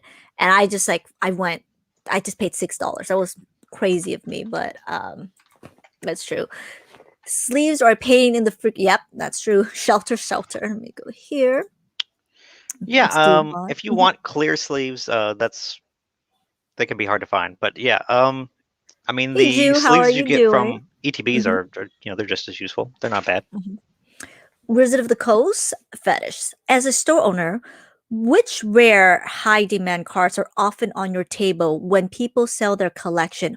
Wow, a few cards you have many, and only of them I'm sorry, and only take them when you have to. Which rare high demand cards are often on your table when people sell their collections? So Like, how often? Yeah. So are these people bringing their Charizard? Are they bringing their Rayquaza? What's going on? The Shadowless cards when they're bringing in to sell their collection. I mean, yeah, I see a lot of old WotC stuff that is never in good Mm-hmm. condition. So I see a lot of Mm-hmm. that. People that, Mm-hmm. yeah, I got a near mint one. Yeah, of course it's near mint, and then it's bent in half. There's a lot of Mm-hmm. that. Mm-hmm. I see a lot of right now evolution Charizards that are coming in because Graded or no? no, not graded right now. I'm sure soon we'll be seeing those because we still have probably a couple more weeks until, well, no, probably a couple months until those returns start coming back. So it's going to be interesting to see what those do from May and June. I would expect PSA to catch up to that October timeframe when all those were coming back. But yeah, a lot of McDonald's promos that people think are I should be buying. I don't. I already have probably 200 of them of all the varieties. I don't want them. So, and there'll be times when I say, hey, I can't buy on these. I'll buy them at bulk. If you don't want to do that, you can just hold on to them. You're better off holding on to them than getting the very little that'll give you. So a lot of time there's that I tell people. But Gotcha. like anything in particular, I'm trying to Mm-hmm. think. No, just, evolutions, hollows, and rares. Mm-hmm. Those Mm-hmm. things because everybody open to Gotcha. those. So probably that Gotcha. kind of stuff. Yeah. I definitely want to talk about Junk Slap with you a little bit, but of course my Mm. priority is the live Q&A. I wouldn't be surprised if someone did already asked about the Junk Slap era because you made a video about it and I'm like spot on. And that's actually when I reached out to you. So that's Cheese. He likes Marnie. He Max when I don't know Cheese. You should write to the Pokemon Yeah, community, Cheese. for sure. Cheese is so funny. I'm excited for D&D and Lord of the Rings. Yeah, You're gonna see a brilliant Charizard in the future, brilliant Bellsprout. maybe. Would you ever consider making a YouTube series where you learn to play the Pokemon? I think you should. You and Frosted Caribou should do a collab where you can learn and play together. That'd be cool. Oh my god! You know what? I know a lot of people Oh yeah, know what I Omnipoke. do for. Oh Joe my from god! Omnipoke. I'm sure he would do Oh, I have a tears in series my with you. eyes. That was such a good question. I think we should. A lot of We should people do know it. what I do for a living. It would be so sad if my people that I know were like, "Oh my god, that is who I hired, and she does not even know how to play a children's card game." I know Mhm. that's You can get that decks and then you can all play together. would be like, Wouldn't that be awesome? yeah, it's really funny. I did try to learn how to play. About the friend that taught me, the store owner taught me. I just straight out, I did not know. I just picked out the highest HP. Mhm. I picked out Warlord, Mewtwo, Yeah. Charizard in my deck, and he's like, "Ah!" I learned that that was really bad. It was really funny. Hi all. Hey, what's up?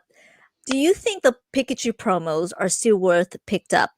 EX, oh, for example, General Mills for $3. The same amount the whole cereal box cost will go up in price up in the following years. I definitely have my opinion on that, but definitely you definitely go first. I love that card. I think it's an awesome promo. I think it's a beautiful art. Um, but there's so many of that. Like, if you had to say, if you told me that there was 10 million of that card printed, I would believe you. It is so plentiful that the supply is just, even if everybody loves the card and it's awesome and it's in everybody's collection, it's just so much of it. I don't think the price will ever move from where it is, and it will never be a truly valuable card. Now, I do love promos and the idea of promos, um, because they're so hard to collect and so hard to get your hands on after they, like, whatever product they were in leaves the market. Like, I've been telling people about the Espeon and Deoxys promos and the Umbreon and Darkrai promos that were altards from those boxes that were like $50 that nobody bought, and then sat in Walmarts for half a year because nobody wanted them. All those are, I think, are going to be, are very expensive here. Going as soon as that product, it's already gone, but people are going to want to keep that product sealed now, and then those singles that nobody really had are skyrocketing in price. And even the Pikachu that has all the Galarian starters in the background, and Pikachu's doing like a little tail whip thing. That card was super cheap. It was in a box that was like $25 right when the pandemic and lockdowns happened. Nobody bought it. I remember having like 40 of that box sitting there on my shelves. I'm thinking, great, how am I going to sell these? And then, of course, that promo is now like a $40 card when the box was, again, $25. So it's that kind of markets and that kind of stuff that, that was in a box that people that are not going to sell it, or the boxes get so expensive that's not worth it to open. Those promos get hard to find. So I don't think General Mills and the cereal promo is going to be one that raises in price, but it is still a beautiful card. It's a beautiful card. Absolutely. I absolutely agree with everything you said. If you are interested, and again, this is just something that I throw out there, again, I might be terrible for saying this, but I think it's worth saying it because I think this is one of just my opinion. If you were to just invest in Pikachu or just collect in Pikachu, there you go. That's the right word, to collect. I highly, highly recommend limited edition or just limited from Pikachu from Japanese Pokemon Center. Okay, yeah, just go to eBay, type in limited. That's the word. That's where most likely that your best return. That's where I would bet my money on. Not modern right now for English, not at all. I mean, I'm still collecting, but that's where my main focus on because the risks are lower, right? Risks Definitely. are lower. And that's what I've been telling a lot of people when it comes to just investing or just, go them if they do want to invest. Great for them. But what I showed you before at the beginning of the stream, there are so many people doing the exact same thing as, right? Taking the sealed products, put it in the closet, set it, no diamond hands, and forget it. Let's just say if Pokemon reprint, and you guys need to know Evolution was printed for 4 years. If Pokemon does decide to reprint, I don't know, till 5 years, 6 years from now, let's say they reprint, you want to minimize the risk as much as possible, right? That's what it is. Everything that we talked about, like, is this going to go up? This is going to go up. We don't know. Everything is pure speculation. But what is objectively in front of us, people are saving their seal collection or saving their seal product. So, and Car in the comments just said something about Ancient Mew, and it was the same thing. Millions of those cards existed, and same kind of deal. The difference between that and this car is that the Ancient Mew promo is very unique. It is something that is very nostalgic for a lot of us, and it's super popular because we all went and saw the first movie. So all that stuff is kind of builds to that being a sought after collectible, whereas this promo is one of so many being put out this year. And I think the reason why that Ancient Mew is, and it is very expensive right now, but even now there's people that are finding boxes and boxes of this stuff sealed. I had a guy bring in 20 of those Ancient Mews sealed to me. So they're still out there, and there's still people that have a lot of this promo that still exist. I think Ancient Mew, when people realize that it's in everybody's collections, that Ancient Mew will go back to being, a $10, $15 card like it was before. It's just now that the hype is there. Again, nostalgia is super powerful and driving these prices. And that is the biggest proof of it, that people will go and spend $40, $50 on an Ancient Mew that, again, there's millions of. And in every collection that I buy, there's an Ancient Mew. So that's why that card is expensive, as opposed to this that is probably not going to see the same thing. I don't know. Maybe people love whatever product it's in, and that makes them nostalgic, and like, oh, I want to buy this Pikachu, 15 years from now. Maybe, but I wouldn't bet on that. Absolutely. And what we just talked about had a great segue to the next question. I'm totally behind the comments. I apologize, you guys. We're getting I just there. want to make sure we're getting there. We want to make sure that we get everybody's comment and thoroughly answer the question as well. So that's got to be the focus. There we go. What opinions investing in Japanese Neo set, as there's a guarantee in every True. Every Japanese vintage pack, Hmm. so it's not as rare as the English and Japanese card are often graded, so the pop report may not be accurate. Mm. Yes. Yeah, a lot of those early Japanese sets have a hollow in every pack. I know that there's people out there. Um, have you had James from Z&G on here before? Z&G Emporium? No, I will definitely reach out to him. Oh, I'm sure he would. I He's reach awesome. I Yeah. will definitely reach out to him. So Yeah. I'm surprisingly booked. I a lot of people want to come on, so I'm Again, surprisingly what a problem to have. I'm booked. I know. Yeah. I was really shocked, but I'm definitely gonna try to squeeze in. So I'm pretty excited. Yeah. Um, but I Yeah. watch all his videos. These Flip was one of the like great channel that I watched. He is a very special channel. I think he and his take and his just style of doing things and making videos is just very enjoyable. It's for Yeah, whatever I'll reason, it's definitely for somebody like me, it's even mhm, more so. But I reach think out it's to him. Yeah, yeah, for sure. But absolutely. so Mhm. he was opening that product and selling packs, like he does for very cheaply, like making hardly anything off of it, and people can go off and send that card and make money. And he knew that, and he was still opening them and selling them as they were. So good for him, and that's awesome that he's doing that. But yeah, I used to have stacks of Japanese stuff that nobody wanted, but now it seems like everybody is buying so much of it, and as they should, because now people are realizing like Japanese stuff is the original Pokemon for starters, for one thing, and then the card quality is awesome. The hollow quality is better. The colors are more vibrant. Like everything about Japanese is better than the English, other than it's not in English. So I think the pricing and all that stuff is going to just keep going up and up. Yeah, I think it's gonna go keep up and up, but I think English is probably still gonna win in the end. Mm. My an opinion, and just some of the hollows. But we'll go back to that. Oh, how do you value printer? Oh, printer arrow cards or just miscut? Do you purchase if any? What do you purchase if people bring them in to your cardinal Yeah. card shop? I have had some really cool errors in the shop, and I wish I had not sold them because obviously they are silly expensive now. Like they call it the cigar hollow Hitmonlee. Have you heard of that?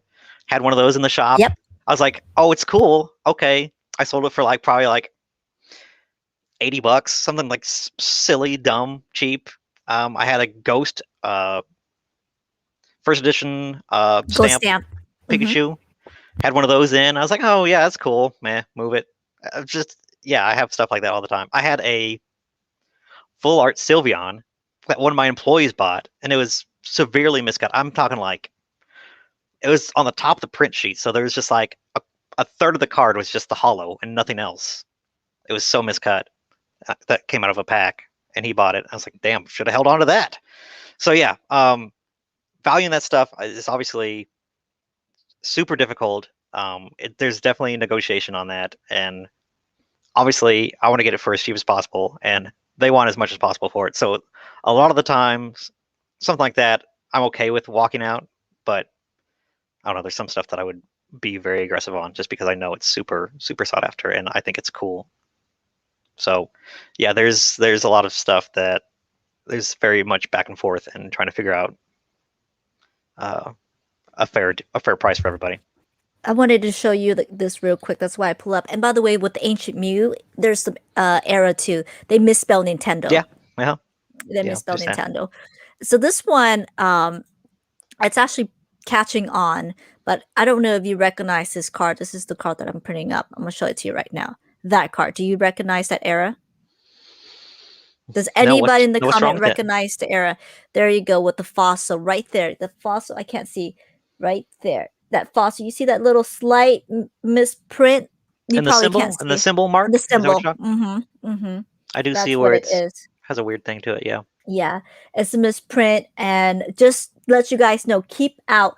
Just if you guys can't see it, Google Krabby Hmm. Fossil Set Era misprint.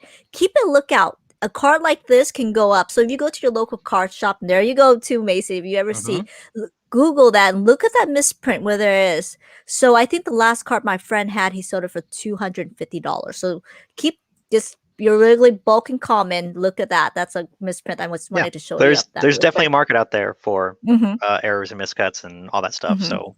Absolutely.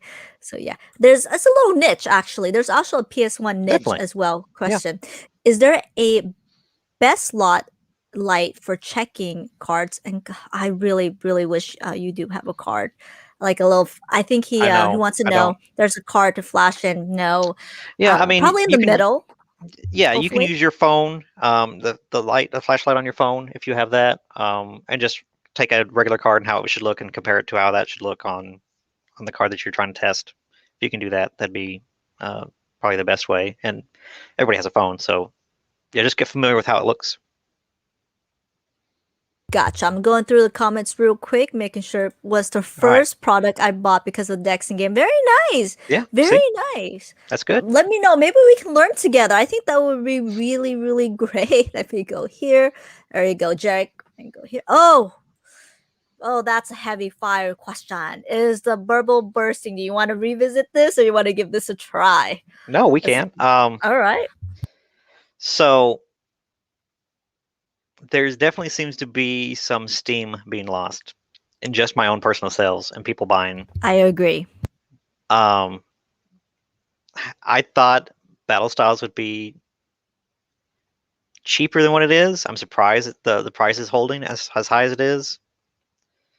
I thought it would have been a little more quicker to fall. So sealed seems like it's still holding pretty well, but yeah, singles prices for like WotC stuff has settled down a little bit. A lot of the stuff that is not as collectible and people aren't interested in is going back down in price too, and that's just from if a price is not if a card isn't selling, the price is just going to creep down just because people are trying to move that card. So a lot of stuff is going back down. Graded stuff is settling down a little bit too. So a lot of that part of the bubble is, let's say, deflating, but sealed is still super strong, and the demand is definitely there for sealed. So I don't know, maybe. I really don't know. I Oh, mean, nobody knows until it happens. Until mhm. we won't know the bubble burst until 3 months after. Yeah. I've noticed this, and I want people in the comment. Of course, I want you to weigh into it, Mason. Okay. I've noticed that slowly, because Hefe, I don't know if he's still watching, but he said, I went to Target. I see Pokemon products on the shelves, right? Mhm. I do think the hype has died down just a tad bit. Just a Yeah. just a tad bit. I'm not saying completely. Just a tad bit. Very a little, just a tad bit. So I think the hype is dying down. I don't know if there's a bubble bursting, if that's what they're calling. I don't think it is, but I think the hype Yeah. is dying down.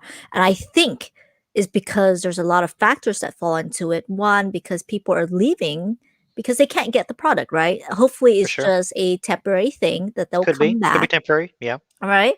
I'm temporarily stopping buying seal products just to hoard and just put it away. I temporarily Yeah. I mean, stopped if you're doing that. stopping buying, I mean, yeah, there are other people have to Of be. That'd course. be.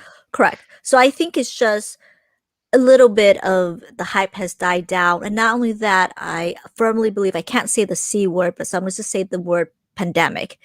Okay. But I think it's because it's slowly opening back up. And I Yes. think people are having their expendable income doing something else. Maybe Yeah. uh, I don't know what it is, right? But I think a little bit going somewhere else. And I do finance. I do finance a lot of finance. So a lot of homes are getting refinanced. And I do think that after everything stops, there's going to be a little bit of,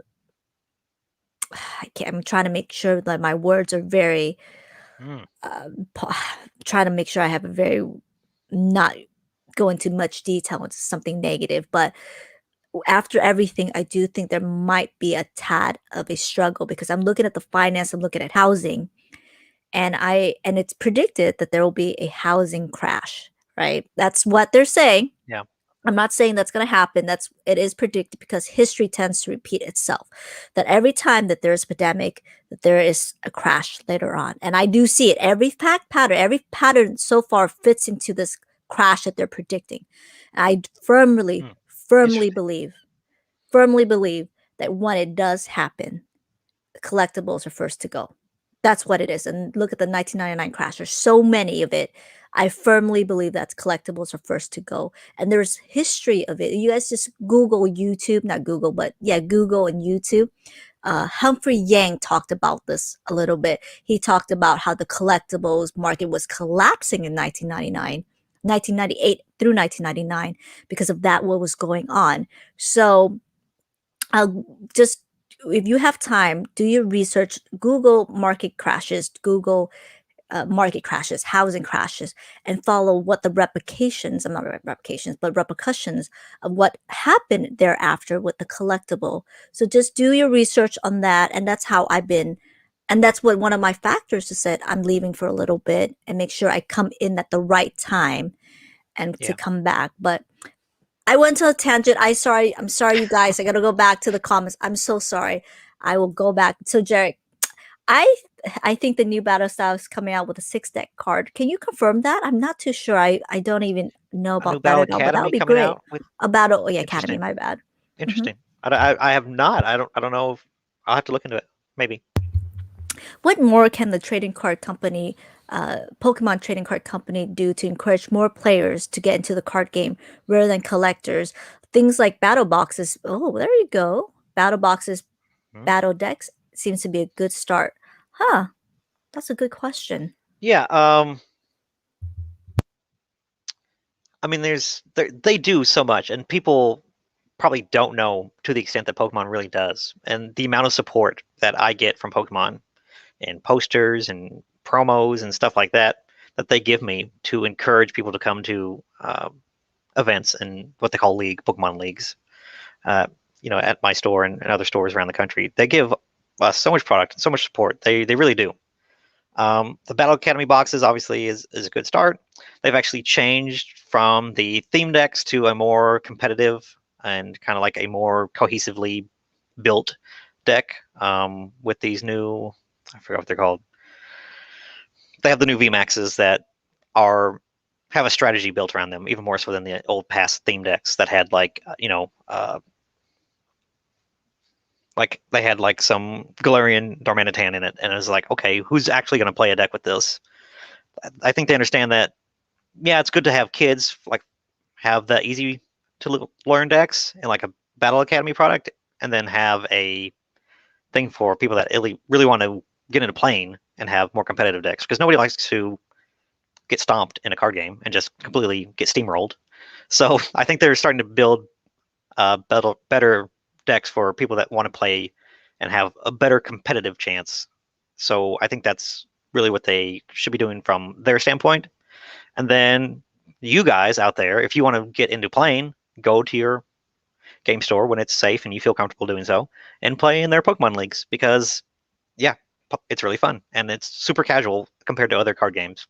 A lot of people like it and maybe didn't like the toxicity between Magic and Yu-Gi-Oh or other more competitive card games. People really liked and have come from those to Pokemon just because it's so casual and easy to learn. And, you know, you can go to a Pokemon League and sit across from a 12-year-old kid, or you could sit and, play with a 30-year-old, or the kid's dad or something like that. And it's something that we can all do together. So yeah, it's a lot of fun and very casual, like I said. Gotcha. I did not even realize it's been almost 2 hours, you guys. I talk so much. We're And it's moving. been It's time. moving. It's great. It's definitely moving. I want to be respectful of your time. Let me know, and I can just let me know about 15 minutes or 20 minutes in advance. I'm gonna do the questions real quick. If not, we're gonna go here. Let me know. Let me know because I Yeah, think I'm no, I'm here totally for I got like I said, it's my perfect. off days. I'm good. Oh, thank you. Like and sub. Yep, to both of us, you guys. Thank you so much.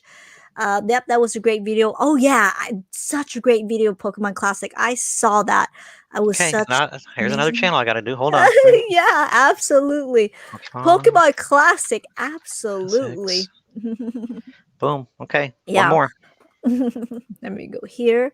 Uh, oh, hmm. Where are they talking about Pokemon Ready to Go? There you go. Thank you for the response. I got some hidden faces. I with Seal too. I don't. There you go. Seal is the way. I love it. I love Right. it. It's funny because I talk to a lot of people. Like I bring in people guests, and I was telling Omi Poke yesterday that there we have a way of thinking. It's kind of to stay the same, and the thinking is just seal products, buy singles. That's it's kind of like after a while Yeah. we've been doing for quite a while. It's like the same path, and we don't deviate from that. Well, sometimes we Right. buy to open packs to support and just have a little bit of fun. But I think that's what we've been learning, what I've been seeing. So I'm gonna go Gold Star. Hey, Gold Star Squirtle. What cards from the past do you anticipate being a great buy now before they skyrocket? Ooh, pure speculation. There is none. I don't think there is. There is not really that is going to have mass appeal that has not already been tapped. I don't think. There may be stuff in modern, but if you want to go back and look in like WotC era, there's nothing in WotC that hasn't been touched. I mean, sure, those prices are all going to go up, but one better than the other, or more aggressively than another one, or a card that's being slept on. I think it's very hard to find something like that anymore. You think so? What do you I think? I get mean, you tell me. I What do get you? I What do get you? this question What would you asked invest in? so much. I've I've I've I've spilled my secret. So Oh, okay. I have many times. I'm telling you guys, limited edition Japanese Pikachu promos. That's what I'm every day. I go to eBay. Now I'm telling you Okay. guys, so my new competitions are here. That's what I do. I looked, I buy, and I go every time. And so what I'm seeing right now, if I were, but I did pick up some for my collection as well. Uh, all the Japanese, anything with Japanese Pikachu, anything with the limited edition, I go and I pick it up and it's be there. So I luckily I figured out I got all the Super Mario boxes I have there. But that's what I would do, and that's what it is. That's where I'm banking on, not banking, not to invest, but just to collect. And Yeah. I I have mean, been hoarding some because I think the risks are so little on that because they're limited edition. yeah. The Japanese stuff one, is definitely probably let me get where. the card 1 second. Okay. But oh, I'm gonna let you go to answer the next one while I pull out the card that I Okay. bought. Yeah. Well, Go ahead. mhm. Will the Japanese evolution box come out from the English on the 25th anniversary set? Ooh, that's a good question. I'm not sure myself. So, if I had to guess, of course I don't know. Who knows? But yes, I think the evolutions are probably going to make its way into either a box promo or a box specialty set, because they did that before once with the evolutions where they were on one big box together with really cool art. It was beautiful. But they will either go in a product like that or they will go into the 25th anniversary set, which I think would be probably a good call because who doesn't like the EVs? The EVs are awesome. But yeah, I think it's probably going to find a home in the 25th anniversary set if I had to guess. Bellsprout to the moon. It's going. It's going up. The prices of the Madonna promos in PS10 is crazy. Really? I need to check. I need to look at that. Really, I did not know that. It doesn't make sense to me. August is going to be the start of the junk slab. Okay, we got to go to the junk slab now. Now that we got it ongoing. Okay, so I went to a Facebook group and I said, "This is the card to buy." I knew, because it was so hard to pull, and luckily for me, I bought 4 of the cards for only 140. I think it went up to 260, and it's only been a couple of months. It's a Okay. limited edition. There you go. This one came with when you had to buy Volt Tackle, so they came with single promo packs. So you got to pull this card, and I was so lucky. I bought all 4 of the set. It came with a set. Right? It is a set, not it came with a set. It's a set, I think, with 4 to 5 cards, and I got this bad boy, and I got all the set for like 135, and I bought it from Mm, Japan. I think yeah. it went up. That's where I'm like, that's it. That's where I'm buying. So ever since now, I stopped with the seal collecting with modern with English. I'm just focusing myself with just limited edition Japanese Pikachu with all the seal products. That's what I am focusing on. Yeah. So Japan does get a lot of more incentive promos, is what I call them. Just basically for buying whatever product or a certain, like a booster box or whatever they'll give out a product out in Japan. And I think that'd be cool if we got that in America. Unfortunately, America is also a lot more greedy and take advantage of situations like that, because if the staff promo situation was any indication, yeah, LGS people out there seem to take advantage of stuff and don't follow the rules like they should. So, yeah, Yeah, that's probably why we don't see those exactly. here. But it would be cool Mhm. that if they could Mhm. do something like that. Let's plan to play the card game together and take overall gyms. You guys, Yeah. let me 1 second. Am I mod still here? I need to learn how to do add mod. But please remove any comments that are negative and bullying. I do not. That's something I do not tolerate. Please, Yeah, please, it's guys. filtered. I see it on the StreamYard, but I don't see it in the chat because I have top chat on. So Okay, I so don't let know. me go here. Please do. I'm gonna I think I'm gonna make one mod. I still don't know how to learn how to do that. I want to make sure they're very nice. Actually, Yeah, cancel. Yep, they cancel worlds, which is really, really, it's really yeah, sad. they But did. I think it was great. I did ask Omi Poke why did they do that, and they said it's just probably not ideal to do it, and they don't have the setup to do it remotely, which is great. Hey, Royalty Gaming, there you Sagar, go. yeah, There I you go, I enjoy Saga. Sagar watching Mm-hmm. him. Mm-hmm. I probably spam his chat a little too much, but Mm-hmm. we're just having fun. How do you sell a $3 card that's a problem without buying really cheap stuff? It could get regulated to bulk pricing. Yeah, it Mhm. is definitely a huge issue sometimes. There's just so many V's out there with so much product being open. You know, Oh, waffle. a Stoutland V is probably going to be super Mhm. cheap and is always going to be cheap Mhm. unless you really like Stoutland, maybe. But uh, yeah, most people powerlifting, they go and make like bulk lots and stuff like that. That's a very easy way. There are Gotcha. also stores out there that will buy them when they Mhm. make bulk lots and will make bulk lots with them. So Gotcha. if your LGS does not want to buy them for bulk lots, Mhm. um, there are other places like Troll and Toad. Troll and Toad will buy pretty much any card you want to give them. How much they're going Gotcha. to give you is going to vary, Mhm. but that's it's better than it sitting in your collection, I guess. Gotcha. So I want you to answer this question. I'm gonna go out for a bit. I'm gonna make someone a mod and give them 1 second. Okay. I'm gonna Yeah. go Gold Star. Do you think Diamond and Pearl's era set will be upcoming Mm, remakes in the game? I'm gonna give you a full start. 1 second, you guys. okay. I'll be Okay. back. Squirtle. Hey, Squirtle. By the way. Um, yeah. I mean, whenever we see these remakes and stuff get really popular, or whenever they announce something like that, yeah, we see huge upticks in all that older stuff and newer stuff that they're inevitably going to put out. So I think we'll probably see Diamond and Pearl stuff and the 25th anniversary stuff, maybe some reprints and stuff from there, um, and all the stuff even from that era of the card game. Yeah, it'll be probably very popular and only grow and see a little price bump for sure. Like there's no doubt in my mind that as people start getting interested in that kind of stuff, and we'll see those prices move higher. So no doubt. There you go. I am back. I've made SRR a mod. So full power to y'all. Let's get these spams going on. I apologize for that, you guys. Let's go. Thank you so much.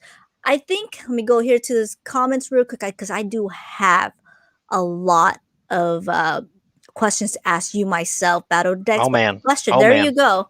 No, it's not bad. I just think it's just with this junk slab era because I really think that's going to happen. I do want your opinion on that. Hmm. Question: do you believe people misvalue their supply for a high-end item since you can't find a lot still on eBay? There will be a time when there's rare items went to collectors that won't sell, like me. Yeah, I mean, obviously we see this a lot with um, like trophy cards and stuff like that that are you know unobtainable. I think for 95% of the collectors that are out there and people that are interested in the hobby, anyways. So I think there's a disproportionate amount of content being created about that stuff, anyways. But that's my opinion. I think it's entertaining and good to learn, regardless. But I think that's solely why we see like old booster boxes being as expensive as they are, you know, the amount of product that's actually out there of like, I was looking up prices the other day of like a plasma blast booster box, a black and white like mid-era box that has nothing really notable in it. uh, it's going for thousands of dollars, and it's like, why? Well, it's because there's only like 4 of them on eBay, and those guys are all just sitting on these boxes and are super expensive. And if they sell, or if one of them sells, great. That just means the next person in line is the next cheapest one. So it doesn't matter. There's no incentive for them to be competitive, and that's why, you know, a market is and competition is good because it drives prices down. If there's tons of people trying to offload all these boxes, there'd be people that are willing to sell these for lower and lower. That's how these prices get set so astronomical, just because there's not a lot of it out there. I think part of it is like it's going to a lot of collections, and again, sealed again is something that we've seen get super popular and people started to invest in and collect just organically and actually want to collect now. But yeah, that's why prices for that kind of stuff is what it is, because there's no incentive to be competitive. Like if you're one of only 2 things on eBay, why would I list it for what the last one sold at? It makes no sense. I may as well just be mildly lower than the other guy, and if I want to sell it, or maybe not, maybe I want to be the next one in line. So if he sells his stuff at $800, I'm going to put my stuff at $1,000 or $2,000, because yeah, if his sells, then I'm going to be the next one in line, because there's just so little of that stuff actually listed. So you got to be aware of that. You got to be aware of how much that product is moving, and if there's not a lot of sales of it, that those prices are probably inflated. Gotcha. I apologize for that, guys. The person has been blocked for spamming. The questions are now open again. I think I scrolled down. If I missed your question, please post again. I'm so sorry about that. But anyways, I think we're caught up in what I think. Oh, never mind. We got next question after Okay. the spammer is gone. Do you ever worry about cards being worthless with collectibles going more digital NTFs? Ooh. I know there's a lot of people talking about NFTs. NFTs. I'm sorry. No, it's fine. I think there's a lot of merit and a lot of people that will always be interested in tangible collectibles, things that they want to hear, things that they want to touch and have in their hands and be able to keep physically. I think a lot of the stuff that we have in our lives is all going digital, but the stuff that people surround themselves with, and things like pop figures, I thought would never last. I thought they'd be all worthless and nobody would want them. But now we've seen pops not only maintain, but the older ones are getting more expensive and stuff like that. So the demand is still there for physical items, and I think that for stuff that people like and they want a piece of whatever they're nostalgic for, whatever they like, they want that physical thing and to have that in possession that they can have and look at any time. So yes, I think that there's a lot of stuff that probably might get less valuable, but something like Pokemon, I don't think so. I think it's too ingrained in nostalgia and too seeped in collecting just in general to be affected to where it's worthless. I absolutely definitely agree on that. Especially and I was talking about with the guest of Omi Poke. Mhm. I like to have the physical part of it, holding it, Yeah. seeing how it feels like, touching it. This like Yeah. this is I mine. want my big Yeah, Arcanine in the background. I don't want exactly. an NFT of this. I want to have something here and to show my friends, right? Show my mom, go, mom, look what I have here. That's what I like. And that's the selling point. But at the same time, I do think NFTs, what their selling point is, because it's one of a kind, right? Yeah. This is what you're getting. For This sure. is one of a kind. This is it. So I'm going to post that to you. I'm sure you guys know what that is. There you I go. saw that. There you go. And I looked at crypto kitties. They were so cute. I was actually kind of Is that a thing? Is that a Oh thing where you yeah, can buy oh a yes, cat? NFTs. Oh yeah, it was really really cute. You guys look at that. It's actually doing pretty well. And I invested about 10,000 with NFTs. But that's the reason why I invested is because I have two friends crazy about sports cards, know a lot about Yeah. it, and says I have capital, you do too. Well, we all do. Let's Right. try something new. Lucky for me, the card that we purchased went up, or actually cards that we purchased went up. And I asked him, "Are we selling now?" He goes, "Not yet." Diamond So hands. not yet. And I trust him fully because I'll be honest with you guys, I'm still learning about NFTs and Yeah, I think it's an mhm, interesting topic or an interesting idea. I think there obviously is merit and people that would want them. I mhm, see the desirability of it, I guess. But yeah, yeah. as far as like collectibles and like I said, stuff that you want to surround yourself with, people always want Mhm. physical things with that. That's true. That's true. But I think the selling point is one of a kind. But we'll see. I'm pretty excited for that market. I really, really am. Is Battle Styles a really good addition to the trading card game, or is this another gimmick? Oh, that's a good question. I'm assuming they're talking about like the rapid strike and single strike mechanic. Hmm. Um, yeah, I mean Pokemon and all their modern stuff, they always have like a Hmm. game mechanic that they will run for a couple sets and then they'll rotate it out. Like we had Prism cards for a while Hmm. that were really neat and a good idea. Hmm. And then they had breaks and evolutions. Hmm. Breaks were a mechanic that were around for like 3 sets and then they stopped doing that. So it's just Hmm. another thing that they try to do that to keep the game fresh for players and stuff and kind of introduce new mechanics. So it's something that they'll probably run with for another set or two and then they'll move on to something else. So we'll see.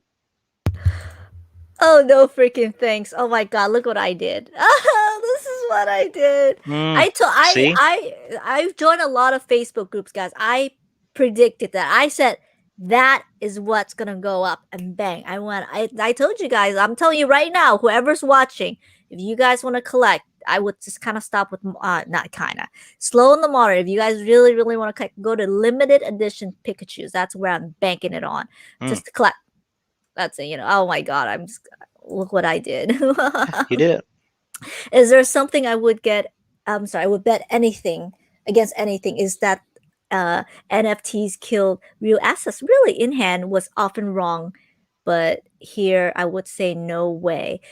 So I needed to make my screen bigger. I bought a brand new laptop just to do this. I regret buying a 13-inch, you guys. I'm Mm, completely blind. I can't like yeah. the comment shows up so small. I apologize if I misread your comment. Let me go here. I'm sorry about that. Okay, this is a question that I was waiting. Let me go here. All right, we're gonna talk about this because my question's Okay. to you too. Yep. Are we gonna have a junk slap era? If so, what Pokemon set and grading company would have the junkiest slap? You can go first. Let's talk. You go and then I'll go. Well, I did a video about this. If you check out Cardinal Gaming on the YouTube Exactly. channel, you can watch several. I did several videos on that actually. But yes, I do believe that we will see tons of Pokemon cards coming here in the next 2, 3, 4 months.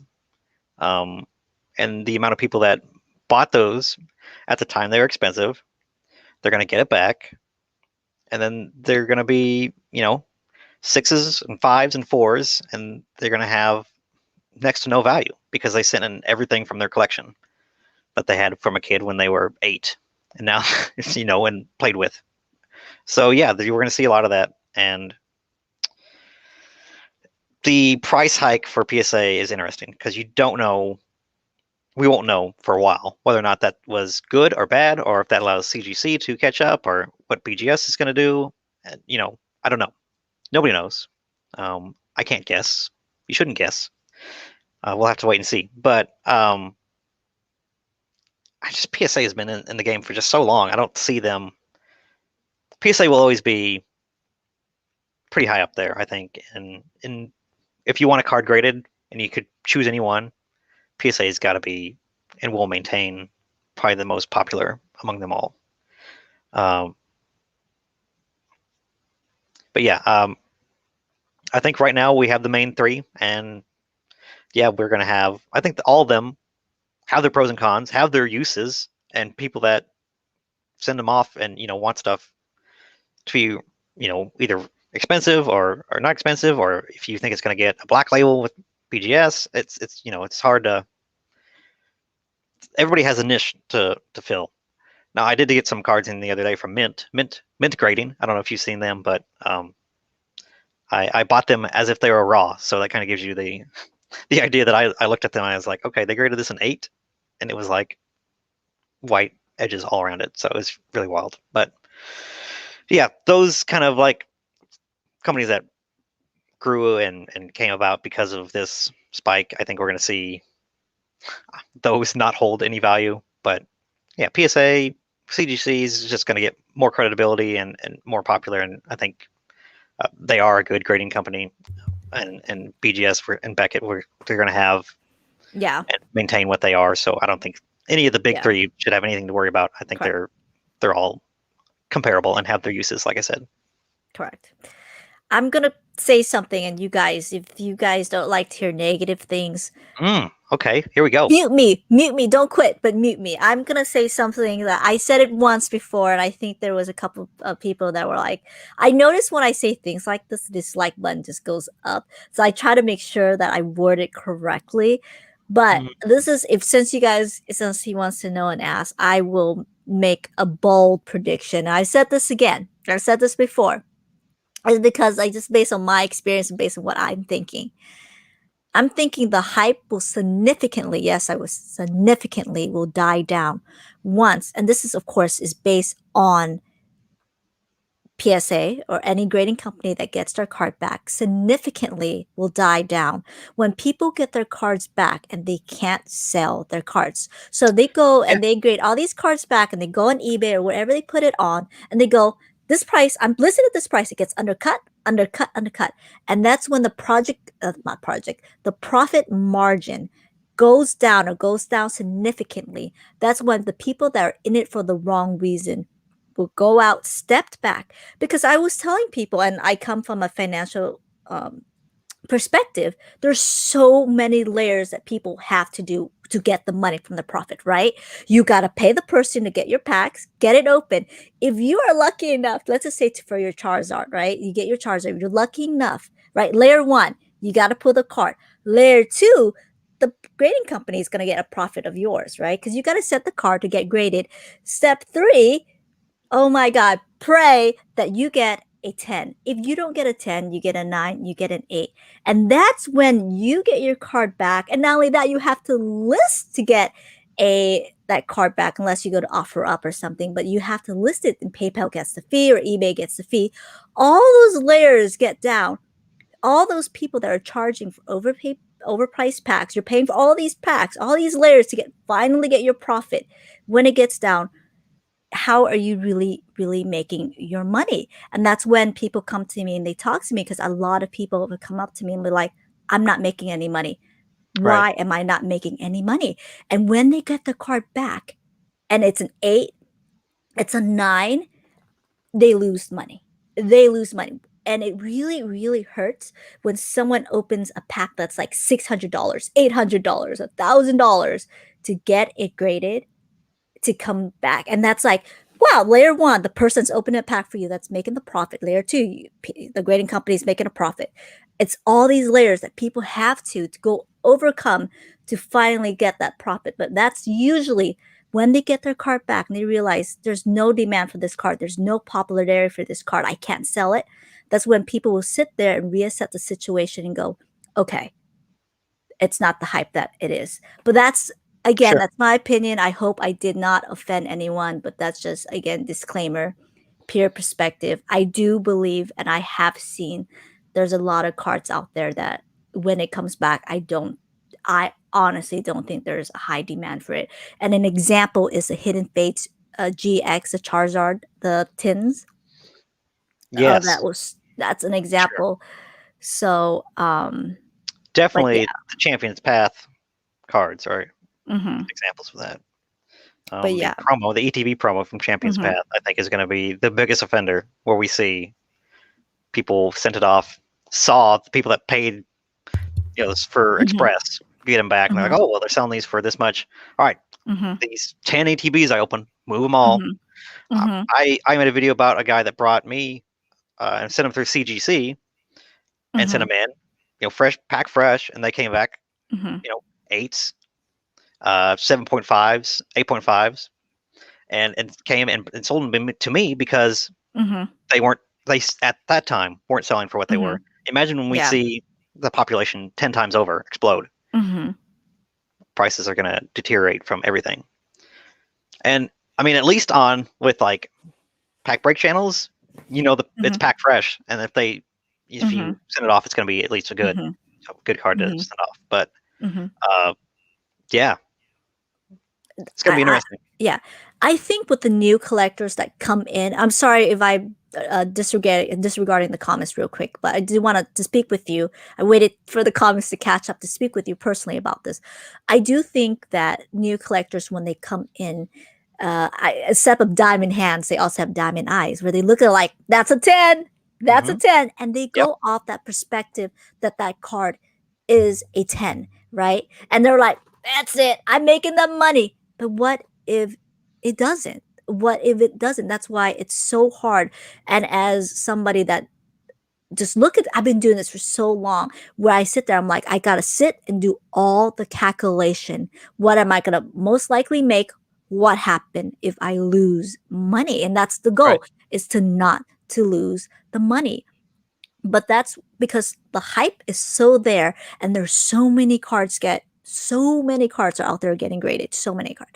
That's when it is. When the cards come back and when they can't sell and people go, and remember, I love The Office. Dwight Schrute said this: experience is the best teacher.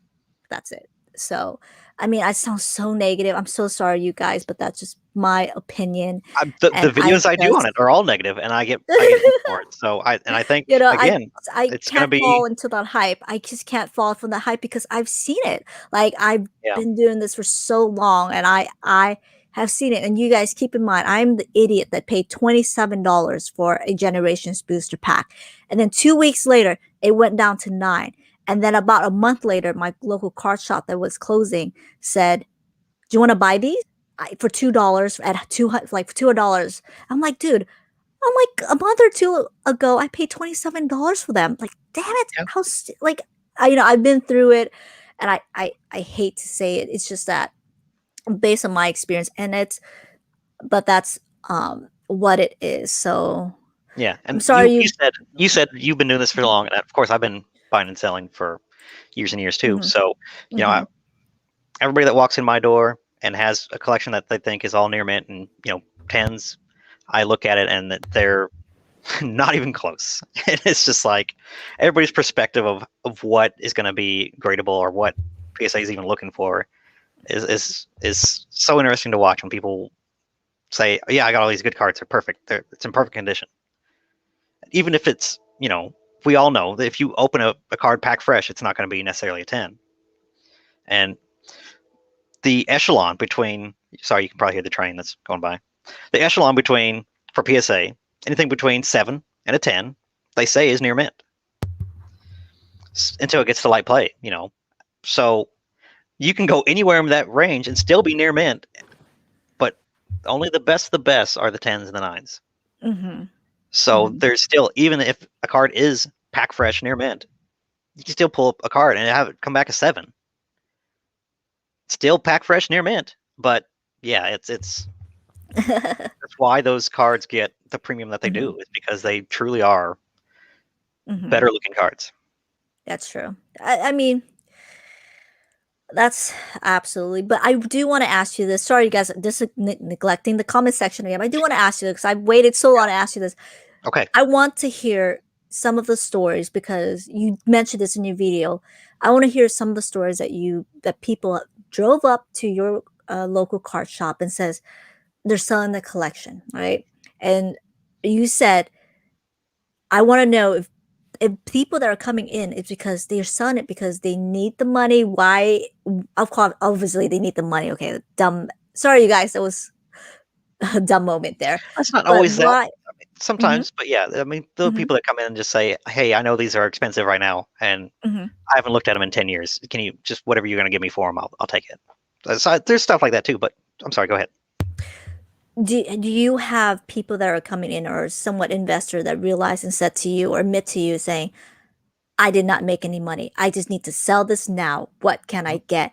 Or Yep. has somebody ever come up to me like, that's it? That's all I'm gonna get? Like I thought in my head I could make more. Did you ever get stories like that? Not stories, but customers like that or somewhere down the lines that perhaps you would like to share? If you don't, I completely understand because if there is a Yeah, I'll keep good, it. mhm, Yeah, yeah, I'll keep it entertaining, but or not as depressing or whatever. Some of them could be. I guess you could argue that if somebody came in and I gave them a price and they said that's it, that I didn't price it correctly from a buyer standpoint. If people go, "Oh, dang, that's way more than I thought," uh-huh, mhm, I mean, well, I always think, "Well, dang, I should have priced it less," mhm, but no, I'm kidding. mhm, Um, no, I mean, I've had people that even here recently that watched my channel and said, mhm, "Hey, I was driving through on my way. mhm, They were maybe from Indiana. I don't know where he was mhm, from, but and they were going mhm, to like Nashville." And he says, "Well, I mhm, stopped by your store because I saw your YouTube channel mhm, and I brought my collection with me. What do you, mhm, I've sat there mhm, and I priced it out and mhm, um, he bought and he said, "Well, shoot, that's way more than I thought. That's awesome." mhm, I bought mhm. a collection. He had very good cards, very good semi-modern to modern stuff. So there's been a lot of that, but yeah, I mean, from a buyer stance, I've had people that walk into my store and say, where do you keep your Charizards?" That's what this one is, right? This is a Charizard? Mhm, mhm. Is that the expensive That's it, one? that's Charizard. Is that the expensive one that everybody's talking about? Yeah, I want all that stack. I had to buy a guy that bought it, came in and bought $13,000 in Charizards from me and bought every single one I had. Sight unseen, didn't want to look at them. They're just like, yeah, I'll take them all. So I get, from both perspectives of people that don't know what they're doing, don't know what they're buying, just they know it's expensive or they know the hype is there. And again, I've had people bring in their collections and say, "Yeah, I know this is a $1,000 Pikachu right here," and it's just like, I don't know where you got this information. And I always ask, I'm like, what did you use to look these cards up, or what sites do you use? And it's always like, Yeah. what's the Mhm. one that's like really crazy with prices? What is it? Maven? Do you know what it? Have you ever heard of that? Oh my No, goodness. not at all. Tell me about it. Not I at think it's all. Not at all. Mavin. Maybe I don't know what. No, I can't be. No, I don't know what that I is. don't know. Maybe somebody in the chat will tell me what. Yeah. Mhm. It's always like when you put in like Pokemon card prices, it pops up like first thing. I don't know, but dang it, I can't remember. But yeah, it's always crazy. I always ask like, where'd you get these prices from? Yes, cardmaven.com. You can put in a card there, and it's just gonna like spit out some crazy number, and I don't know why. Let's try it now. Let's try it now. I'm Okay, gonna I'm gonna do try it like now, you Pikachu guys. base I've set. never Let's do it. heard of it. I'm gonna try it now. Okay, I'm gonna pull up the screen. Card Maven, right? Yes, cardmaven.com. But yeah, and of course they'll scroll through and they'll look at every listing that's up there, and it's be like, they'll pick out the most expensive one. They're like, oh yeah, that's got to be what mine's worth. And yeah, you can get Is some that like, it? yes, that's Is it. that it? Yeah, Okay, so let's say what card should we put I in? don't know, whatever you want to do. Let me see. Let me see. Let me see. What card should I? Oh, I know. Okay. Oh shoot, let's see what a Bellsprout's worth. Let's see, guys. $25. Oh God. Stonks. Let's go. 55. Oh, that's Let's 55. go. Oh my God. Oh, it's only $50 away till I pay everyone All right. $100. Is that the highest one? No. There's got to be a more It says no, it expensive than says that. make offer. So no one's hopefully not okay. Jeez. It says make offer. That does not Let's go mean down a it's little. sold. Go down a little bit. Let's see what Oh, else we got. okay.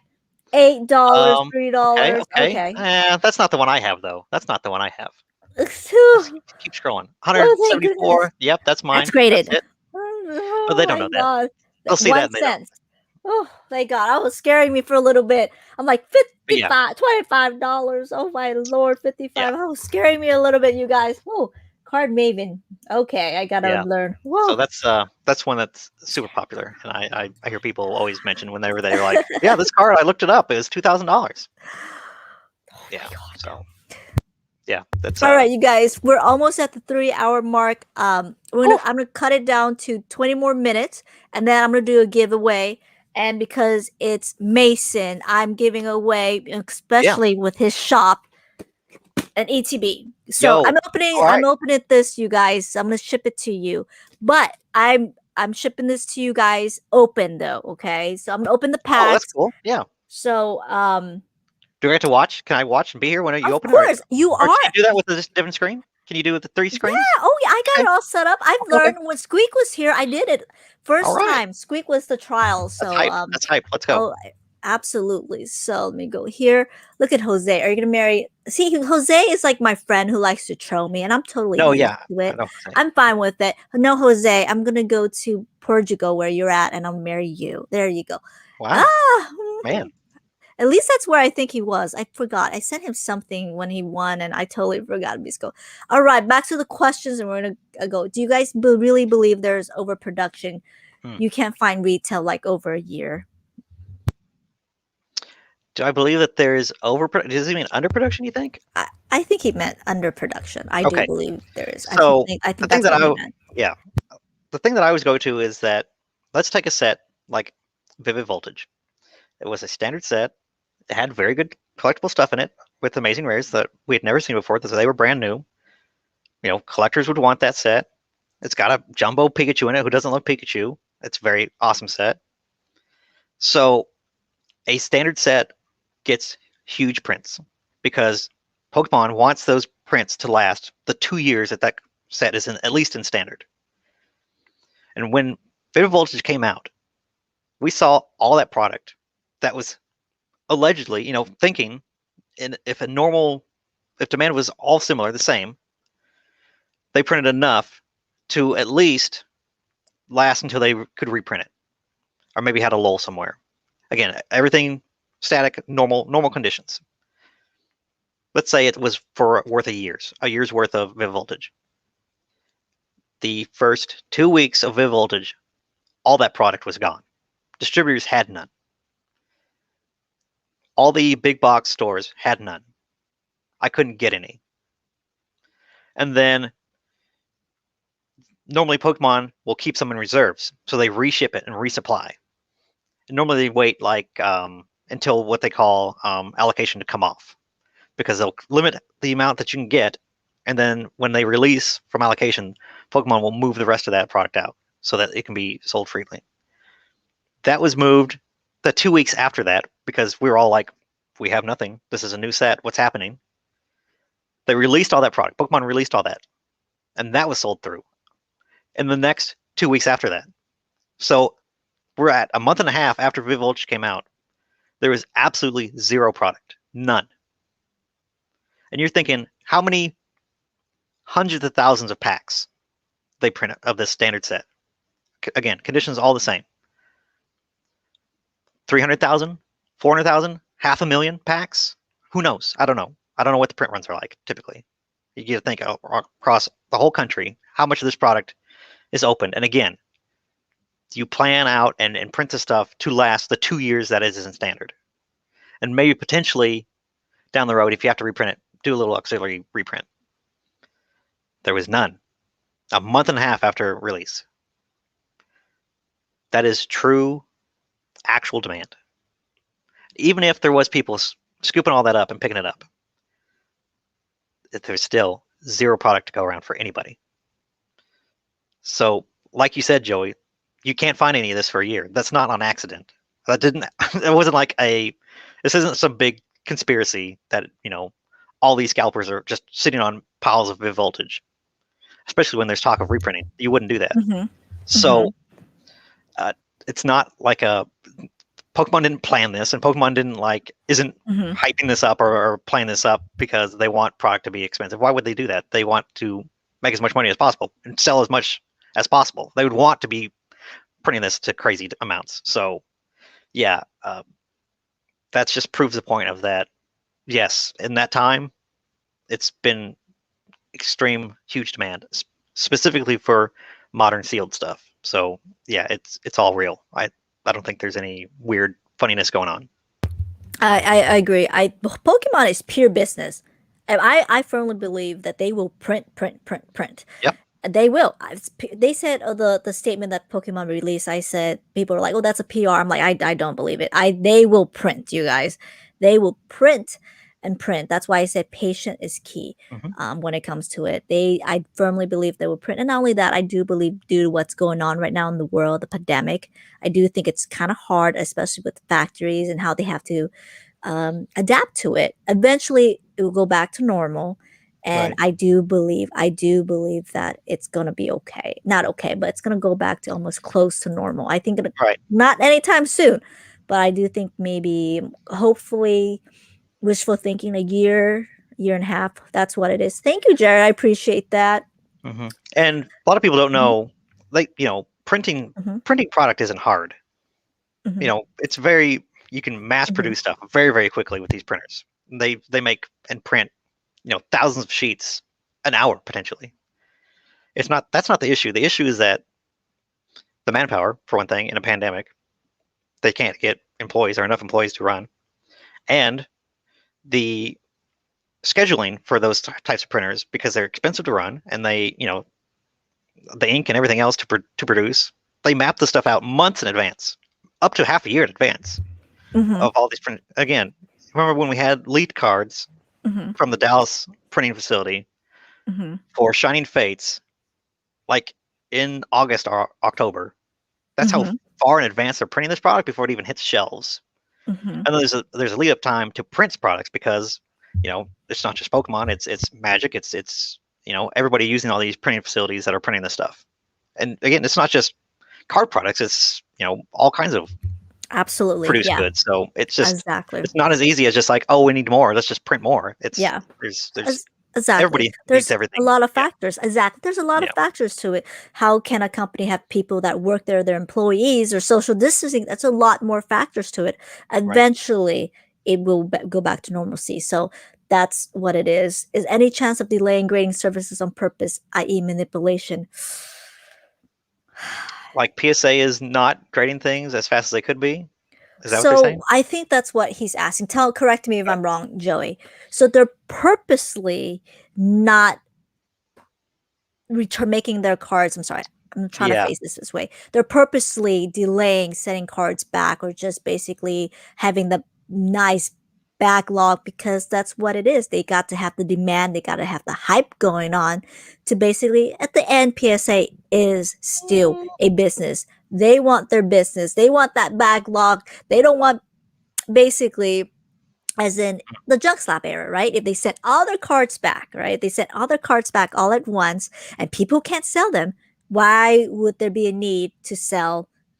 I'm sorry, why would there be a need to send in cards to PSA? I think that's a question Joe is asking. Correct me if I'm wrong, or I'm using the right examples. Correct me if I'm wrong.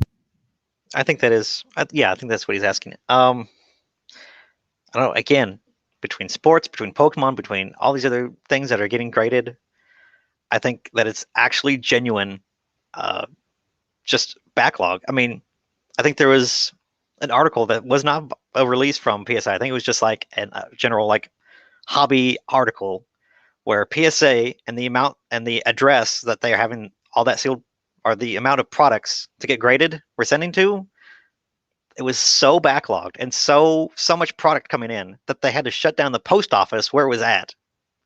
So, and told PSA, you have to come get this because we don't have the space to keep storing these thousands of packages that you have in this postage box. So I can't imagine why they would be purposely delaying anything.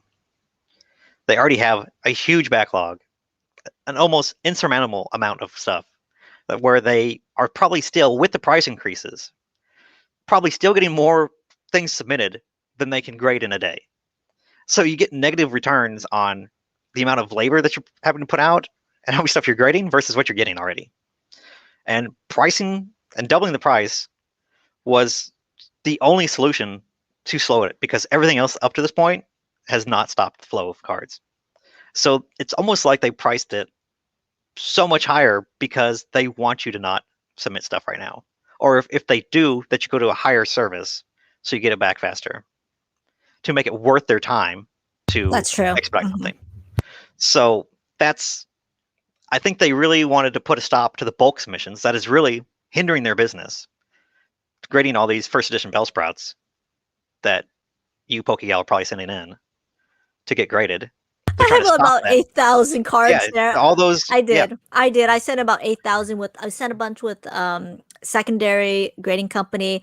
I have like bunch of friends. I'm like, can I just slip these in? Can I slip these in? Can I slip these in? yep. I think I did a quick calculation. It was about like seven, almost close to very 8,000. And I was like, oh my God. You really quick, you guys. I was like, what did I do? What did I do? Why did I send in all these cards? I should have had that capital and buy something else. And then when the PS5 price came up, I'm like, good job. Hey, I'm yeah. so See, you won on proud that of one. you. You made a good choice there. I was so relieved because I thought I was beating myself up. I'm like, why did Right. I send all these darn cards too? But I'm so glad. All right, you guys, I'm gonna stop with a question, and I'm gonna go finish it real quick, and let me go from there, and then we're gonna do the giveaway. But I want your help with the giveaway, okay? I want your My help. help. So, Okay. oh yeah, you are gonna be a big All right. part in the giveaway, What okay? can I do? Uh, Oh, not yet. I want to go through the questions real Oh, quick. one What are more. your Okay. thoughts on Japanese card becoming more popular over English? Really? You think they are? Don't I don't know if they're don't more think popular, they but they are are. I definitely. don't think they are. I think they are more popular than they used to be for sure. And They're for the picking same up. yes, for the same reasons as I said before, Brandon. They are the original first printing of cards. They're the first Pokemon cards, and they are in all ways better than English cards. They are better produced, so the qualities are always there. If you open a pack of Pokemon of Japan product, you know it's going to be good. That goes with English, or I'm sorry, modern stuff, as opposed, even old stuff. If it's Japanese, it's going to be the best quality possible. So people that grade stuff love it. The hollow patterns are more vibrant, are better.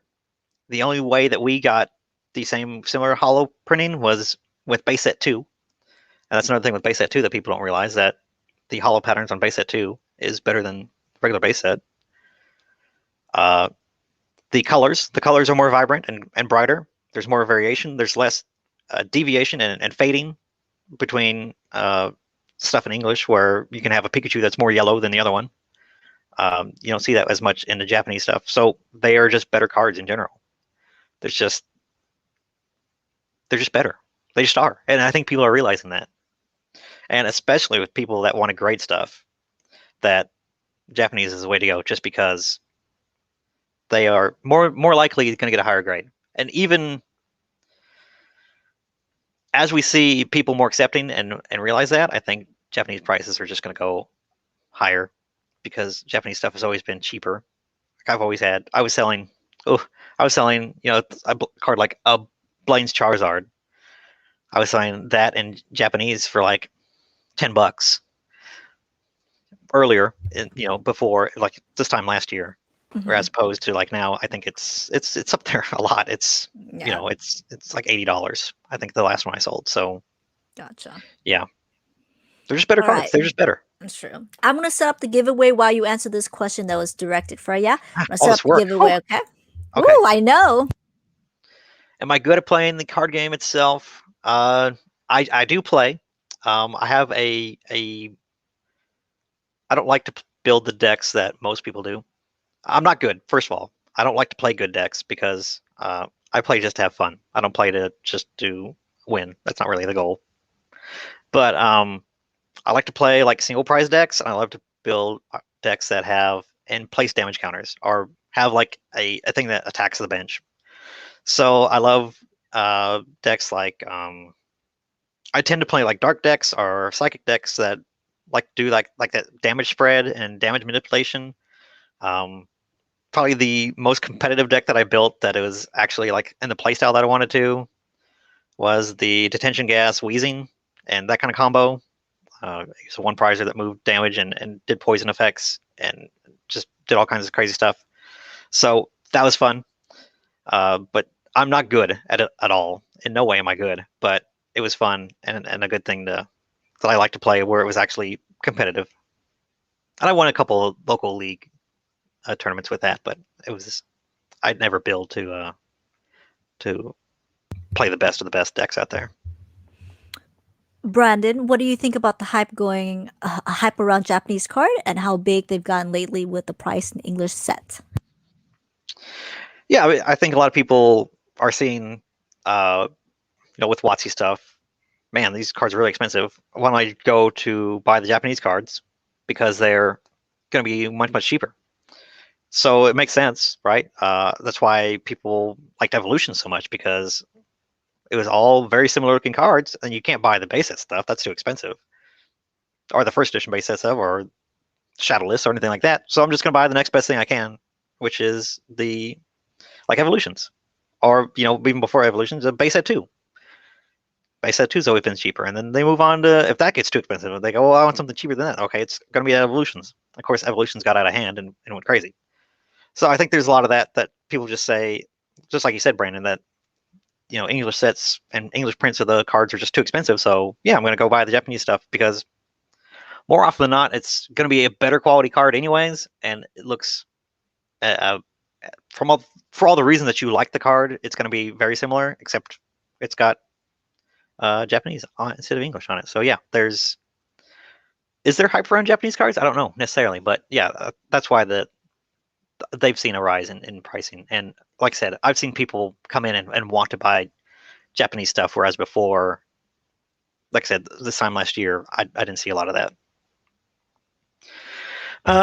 Base Blue Do Boy, you you think want me to there keep you going? go? I can go on. Oh yeah, no, keep going. I just want to All right, finish let's this. go. I think we're almost done. Yep, this Okay, is I'll do probably this the one. last question that I see. Hey, Pokenomics is here. Hey, Jake, how are you doing? Okay. Jake will be here next week, you guys. So do like, subscribe, so you get. Yep, this is the last question that I see, and then I will be back on stream. Okay, Base Blue Boy, who won the last contest. Do you think the majority of the product is being kept still as an investment?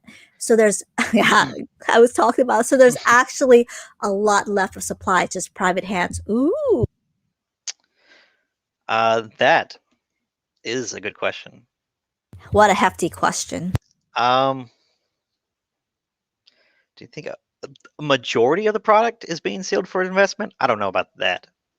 I think a lot of people are sitting on a product that maybe probably will have the cardboard hands and want to move it as soon as they see that the hype dies down. But no, I think a lot of the product is, especially with modern stuff, is going to see and has been opened, and people are wanting to open the packs up. So yeah, I think that's all real. I think that's all real stuff, and it's not about people just stacking and sitting on piles of, like, heck, I don't know, Shining Fates, for example. I don't think there's tons of people just like sitting on that product. For one, the price is too expensive. They don't want to sink that much money in it. And that Shiny Fates is a set that's meant to be opened, and a lot of people are opening it. So yeah, especially with ultra modern stuff that is hard to find right now. I don't think a lot of it is being hoarded necessarily. I think a lot of it's just being opened. Gotcha. Two more questions. I think with this one, should be Okay. fast. Thoughts on collecting cards from different languages, from German, French, Russian, etc. Yeah. Again, cards that I sold for very cheap, because there's always, like, with collections I bought, there's always like some fake cards, and there's always like some foreign language cards that were mixed in there, and I don't know how they got there. Like, I'll have like base set 2 Italian cards, or jungle cards, or stuff like that. It's just really weird. Like, how'd you get this kind of thing? But yeah, I think all those foreign cards, again, you go, if you can't get the English version, you go to the next best thing, which is what's Blastoise or Charizard in German? Yes, Golart. Garlark, yeah. You're gonna go get him because, yeah, him in first edition is gonna be the next best thing. Same card, just different language. So yeah, I think people are gonna move into that space, and whether or not it's gonna hold value is really the interesting thing. But I have a lot of foreign cards that I have in very good condition that I will probably end up sending to PSA, just because, yeah, the prices that I could sell them raw is going to be far less than what they are for somebody that, again, wants a base set Charizard but doesn't want to pay the price for a graded base set Charizard. So it makes sense for me to take this card that I would sell for whatever the amount is and sell it for a graded cost. So, yeah, as a business, that makes sense. How many times have I been to Pokemon Center? I have never been to Pokemon Center. Sad days. I don't have one around me. Or else I would. We're gonna squeeze this one in for Ray. What's your Oh this my is not goodness. an easy one. We have to squeeze Okay, it in. okay. I feel bad. Okay, we're good. Favorite sets currently out. My favorite set, my absolute favorite. My favorite or my absolute? Okay. I love, I guess of all times. I mean, who doesn't love the e-reader sets? They're all awesome. The cards from the e-reader sets have such personality. The art on them has such personality that is unmatched. Probably one of my favorite sets are, to be real honest, a lot of the tag team and that have the those tag team Pokemon in them are some of the best looking sets. Have the best art. I'm glad we got away from full arts, just having some plain background like we had in Sun and Moon. Now they have actual art to them, and even now in Sword and Shield, we're seeing more and more full arts have more vibrant backgrounds and not just like a Pokemon with a red background. I think that was really lazy. But yeah, Cosmic Eclipse is probably like my favorite standard set. I mean, I will sing the praises of that. Oh my God, here we are. 3 screens. This is awesome. Yeah, Cosmic Eclipse is my absolute favorite. The collectability of it is awesome. It's looking like more and more we probably won't get a reprint of that. And all the character arts in that are super unique. I love the Mimikyu. I love the Pikachu. I love all those cards. So that's probably my favorite standard set. All right, Mason, I want you to do this, okay? I know you have this somewhere. We will wait. Okay. I want you to get a piece of paper and, of course, something to write with. And I want you to pick a number from 1 through 1,000. And I don't show it to anybody. Just hold it in your chest and make sure they can't see. And you guys, I'm going to put a Google form. You guys need to answer 2 questions. Your YouTube username and pick a number 1 through 1,000. I pick 1,000 to make sure nobody picked duplicates. But if there is, the first person that picked that number will get it. Okay. Why am I holding it like that? Will get it. Make sure, because put it in your chest. Oops, sorry, hit put it in your chest to make sure they, not cheating or anything around. So he said 1 to 1,000. You said 1 through 1,000. I make sure to pick that. So I'm gonna put that Google form. Right, the first thing you fill out is your YouTube username and 1 through 1,000. So, and the second thing is that if you win, you need to, without a doubt. I'm not making any exception for this. If you win, you need to message me right away on Instagram or Facebook, which I think I put on the description. I just copy and paste the description every time. So I think I did right away to prevent from getting scammed or anything for me just shipping it to the wrong person who pretended to be you. That did happen recently, but I got it all cleared away. Oh, so that's not good. I did. I'm doing the link right now. I'm going to share the screen. Okay. So I want to make sure. Here. Okay. All right. I'm going to share it, you guys. So make sure I have accepting responses. Share. I only limit it to 1 per person. So I'm positive 1 person can do it with the same. Okay. Here, link to enter. Oh, link.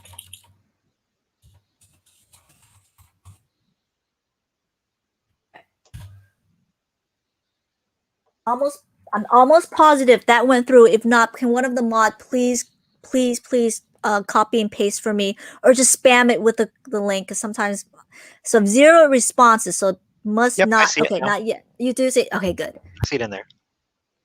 Let's see if everybody else sees it. Okay. Wait, Drew, you need to pick 1 through 1,000. Drew, you got to pick a number 1 through 1,000. Brandon did it right. Drew did not do it correctly. Oh no, Drew. That's okay, Drew. Just put it in the comments. Just put it in the comments, Drew. Just put it in the comments. Okay, 537 did not put a name on it. Uh-oh. 537 did not put a name on it. I only limited. Uh-oh. So Drew did it wrong. I don't know who did 537, so that's really bad. Drew says 677. This is his number. Okay, please keep track. Okay. All right. And remember, this is the Price is Right, okay? If you guys go past, you lose. The Oh man. winning, Uh-oh. yep, pass, you gone. Price is Right rules. Closest win if nobody hits, okay? So I'm almost positive I limited to only one person. Let's just let me double check. I'm almost positive. Yep, limited to one response. Perfect. Okay. I did double check. So 32. I'll wait for a little bit. There's 61, so people are taking their time. Okay. 32 responses though. That's pretty good. 35. It takes time. Sometimes the Google thing takes a while to load. What was? Can you write You said if down they go Jesus over, if they're out. Is that what you said? over? You're out. Price is Right rules. Price is Right rules. So Okay. closest. Let's just say if the number is 500, nobody fits over. Whoever gets over 500 is gone. If nobody hits it, then we go to 499, and then we go lower, lower, lower, or whatever is closest. So 39. Who's 537? I feel bad. So Jarek says he's 537. okay. So I Jarek, don't think, okay, Jarek, pick a number, please. Okay, Jarek, pick a number then. Okay, and no, 537 is him. The one that's blank is him. Is Jarek. Okay, Jarek. Then okay, Jarek got it. Thank you so much. I'm glad I have you. Let me double check. I want to make sure people get it. Okay, 234. Who's 234? You didn't put your YouTube username. Carly did not. Carly V did not. You did not put your YouTube your number. Guess now, Carly V. Guess now. 1 to 1,000. I think everyone looks good so far. Okay, Jew got the number. Jarrett got the number. We fixed that. Mr. Everything looks good. Carly V, you did not. Please pick a number. Please pick it now. And I think 234. Who picked through 34? Highly. Who picked 234? Yeah, Highly, you got it. I just searched it. That's you right there. Who picked 234? Please, someone pick 234. 40 responses. Another minute or so. Okay, you guys. Yep, 1 through 1,000. I made sure that nobody can guess duplicates. Okay, 234. Who are you?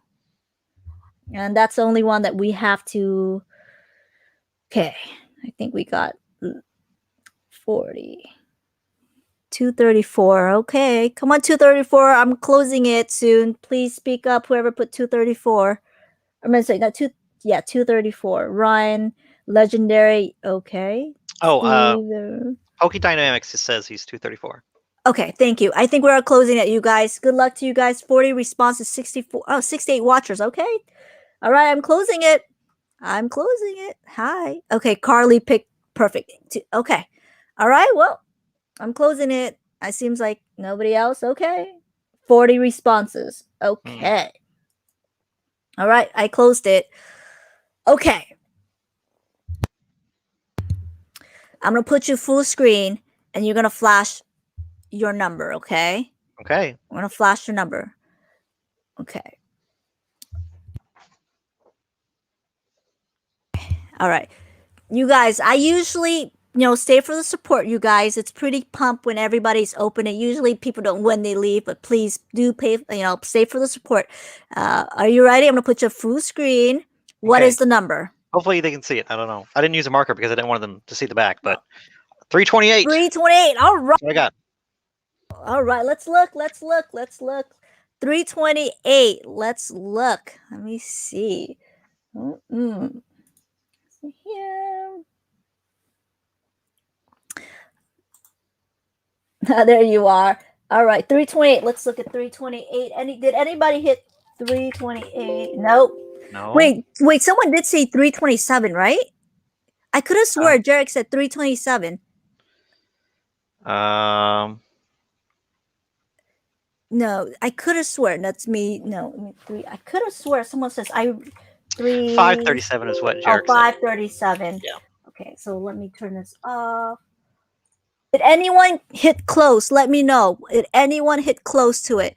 We got 313, 316. Okay. 316. Yeah, Mr. Sandman has 316, so I don't know.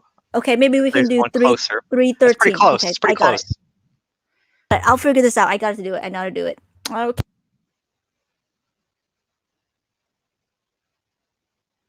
Ray. Okay, that's Mr. Sandman. Got it. Okay, now let's go 318. Oh, okay. Peter says, okay. Your number was 337, right? Or wait, what's your number? I forgot. Mine is 328. Oh, 328. 328. Okay, so Peter, nope. 328, Peter, you're done. Let me so here. He's close, Peter, but he went over. So he went over. You went over. It's that's why I was closest. like, I picked a low number, so I was like, oh. Yep. So Okay, I think it's 319. I think it's three. Oh, someone picked 319. Really? Let me double check. 319. Nope. Nope. Yep, I think it's Mr. Sandman. 18, 19. Oh, 319, 320, 21, 2, 22, 3, 4, 5, 6, 7, 8. Congratulations. Oh, congratulations, Mr. Sandman. You won. There you go. There you go. So, Price is Right rules over. You're done. That's it. Let me close this and let's open. can you show the bottom? Because they're saying that Ray's at the bottom. I think he is actually has a higher, closer number. Let me see. Wait, isn't No, I thought you were Mr. Sandman. Oh, Ray. I thought Ray was Mr. Sandman. I'm sorry. Oh, I is he? I mean, I apologize could for be. I that. don't know. Okay, is Ray? Ray, are you here? I don't see him in the chat. Oh, there he is. Okay, I'm sorry. I got the names mixed up. I thought, okay, perfect. Ray, you won. I'm sorry about Okay. that, Ray. I thought you were Mr. Whew, Sandman. I want to My make sure that apologies. we I mess it up. apologize. Thank you so much for helping me, you guys. All right, Ray, you need to right now message me on Facebook or Instagram right now. I'm going to double check because I almost got scammed yesterday. Thank God my gut instinct. Oh, totally. Let me go here. Let me go add to the screen. He's in the chat, so he should message you. Yeah, Hopefully. he will.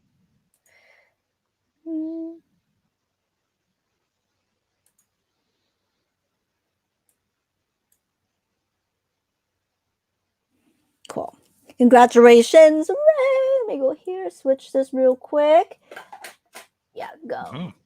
Okay. That's my little laptop that I use and my screen here. Okay. All right, you guys, Ray, good luck. Come on, Ray. Are you excited for this, Ray? What's going on? What card do you want to pull? I can't even pronounce that bear card. Was it Urshu? I can't even pronounce it. I'm so bad at names. Urshifu is what I say. Yeah, Urshifu. There you go. There you go. There you go. Let me go. Good luck. Let me go here. I don't think there's a promo card in here, right? No, there isn't. Yeah, This only specialty sets here. have promos. Okay. Got to give Ray the code card. Ray, do you want any of these stuff? If you do, let me know. I'll ship it to you. Do you want any of this stuff? Let me know.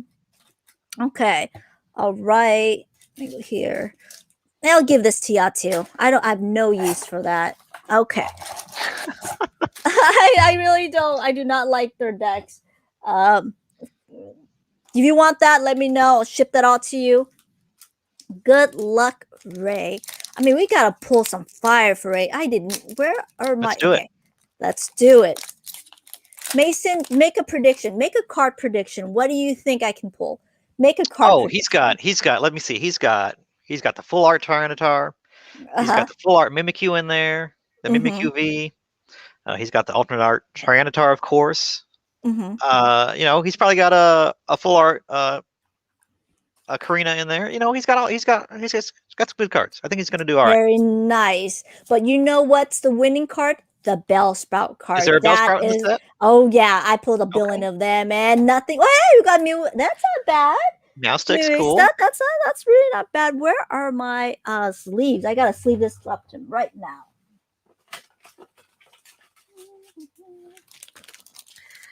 Got a sleeve. Okay. There. Sleeve. And remember, just message me. I shipped anywhere. If you win, I shipped anywhere for you. And oh my God, do not take the code.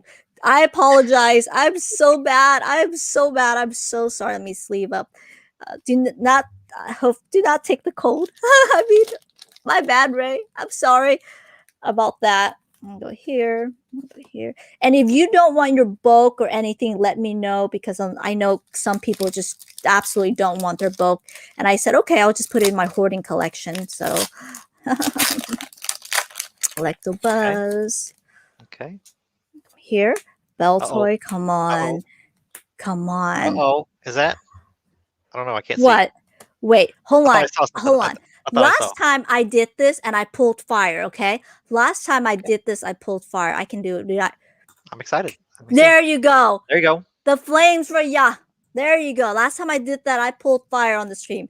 Oh, heat more. There you go. That's There what it is. caused that fire. Fire. There you go. Ooh, Hey! a Bruno. Okay. All right. Bruno. That's not bad Bruno's at good. all. There you go.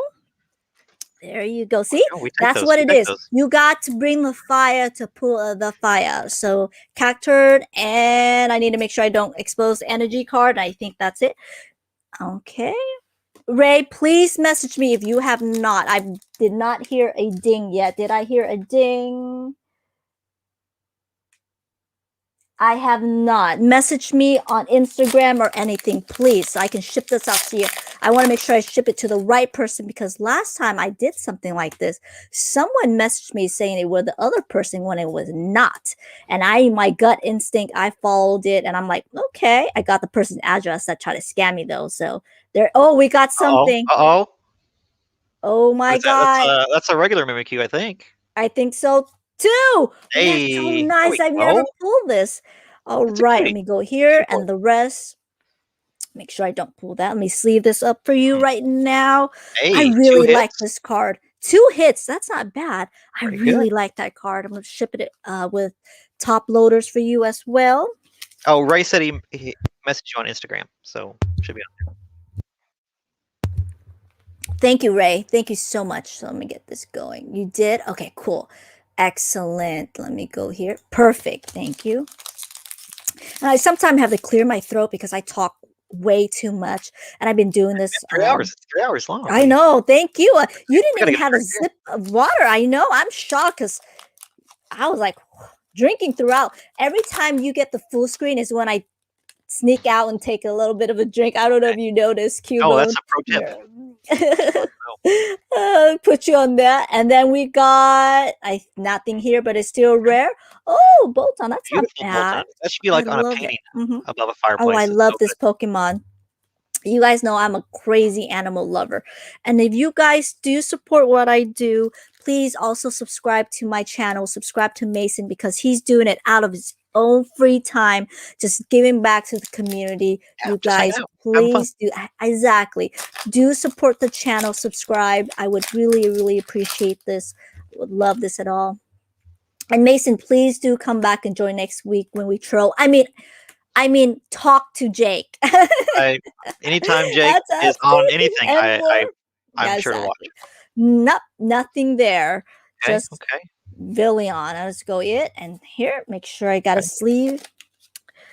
Oh, it's a nice Ember. That's not bad at all. It's awesome. Yeah. Did you see the Entei? The hollow for the Entei? It was really nice. Oh, so nice.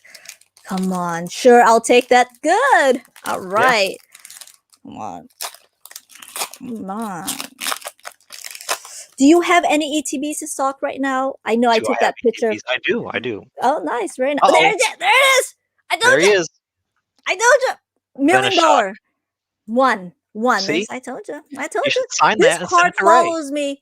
This card follows me everywhere. Everywhere. Oh God, Bellsprout. I kid you not. I don't know. I think that's the Pokemon that follows me everywhere. We got something. Okay. All right. We got something. Okay. Come on, Ray. We got something. Take a guess, Mason. Take a guess. I can't really tell from the bottom. I'm gonna guess Empoleon. Let's guess Empoleon. Okay. He wants to know what deck is best to give right away, but before you answer that, let's pull. No, Tyranitar V. That's not bad at all. We've got our. There you go. Make sure I don't give the code cards. Just leave Tyranitar V for you. I mean, who doesn't love a big green dinosaur? Let's just. Here. Best deck right now. The best deck right now. Well, before was anything with the Arceus Dialga Palkia. Mhm. Him and Zacian V was very good. But the cards that said the Urshifu, both are seen play, the single strike and the multi strike. But I think the single strike is more competitive. I'm not 100%. And of course, they're Gotcha. new, so we don't know yet. But yeah, a lot of new decks coming out with this set because it has just so much good stuff in it. Ooh, what a nice luxury. This box is actually Beautiful. really nice. But you know what? We only have 2 packs left, and I gotta bring my boy. Let's get There the he goes. fire going on. Even though he's not in the set, but he can still bring the flames. Of course. Oh no! Did that work? How slow, bro? Oh, the Mega Darn Man it. Slow Bro. Oh yeah. Oh yeah, that is. You're right. I didn't even notice that. Dog cannon You're on him, yeah. absolutely right. I did not notice that. Sleeve the reverse. Come on, last one. Come on, Ray. Last one for ya. Last one for ya. He does. I'm gonna give him the final thoughts when he leave, and I'll have everything display. He does absolutely. Oh yeah. Oh, does. Okay. Okay. Houndor. Uh-oh. Uh-oh. I thought I saw Come something. on. Let me see. You Let me think see. so? I don't know. Okay. I wasn't sure. It may have been the code. No, Oh, it was you the got the code. rock Dang. star. Darn it. All right, Ray. I'm gonna double check. I'm gonna go back with give Mason the final thoughts. And when I do Okay. that, Ray, I'm gonna double check Instagram. And you guys, before he goes, I would appreciate you guys. There's 54 viewers. Please say your thanks, give your love, support to Mason, who took his time out to answer questions. Yeah. And I appreciate you guys, everyone here that watched. Appreciate Mason. And I'm gonna stop this, remove the screen. I'm gonna give you the floor, and I'm gonna mute myself. I'm gonna check my Instagram. Okay. Yeah, appreciate you guys all watching, of course. You're already here at PokeGal. But if you want to check out my stuff and what I'm making, it's the same thing as the business, Cardinal Gaming. We're that on Instagram, on YouTube, and the website, cardinalgaming.com. We have magic stuff, we have Pokemon stuff, we have all kinds of good stuff. If you want to buy anything from us, I appreciate it. It's awesome. We have merch on there. If you want Cardinal merch, like the hoodies I always wear, because people always like to troll me and meme me about that stuff. You can buy a hoodie and dice, and we have all kinds of stuff with our cool logo. If you want to just wear Cardinal stuff and just support, we appreciate anything that you want to buy. But yeah, all that good stuff is on the website, cardinalgaming.com. And yeah, we ship anywhere in the US. So whether you're in California, like PokeGal, or in Maine, or Texas, or Florida, we ship anywhere in the country. So appreciate everybody that goes and buys stuff. I don't know. I don't normally shill, so I don't know what else to say. But I appreciate everybody that takes the time just to even go and look around. I appreciate you. Other than that, I'm just gonna buy time. So Godzilla After the is the king of all stream. monsters. It's true. All right, you guys, I appreciate it. There you go. That's the website, cardinalgaming.com. Yep. And I also want to say support your local card game shop, because For not sure. only that, I just want to reiterate that uh, it provides a great environment, a great space, because that's how I got into the hobby, is because back then I rode my little bike. I'm sorry, I take that back. My Razor scooter. My Oh, Razor scooter. you had the I scooter, right? upgraded Man. to a bike later on when it was my birthday when I got it. But I started with my little Razor scooter when it was so cool, and I would go to my local car shop.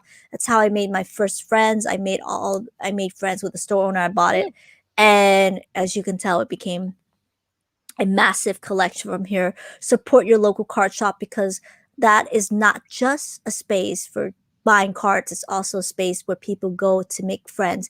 That is their what's their social life is, right? To make their friends, to play their cards, to get to know each other. Yeah, I mean, I have so Support. many people that spend, Mhm. when there's not a pandemic going on, people that spend, come and visit me, every couple days. Because Exactly. just like talking and hanging out with people that show up and play games. So Mhm. yeah, it's become more than just a store that you buy things that you already Exactly. love anyways, but Exactly. it's a community hub and a a space for people that are like-minded to go and hang out. So yeah, it's Exactly. awesome.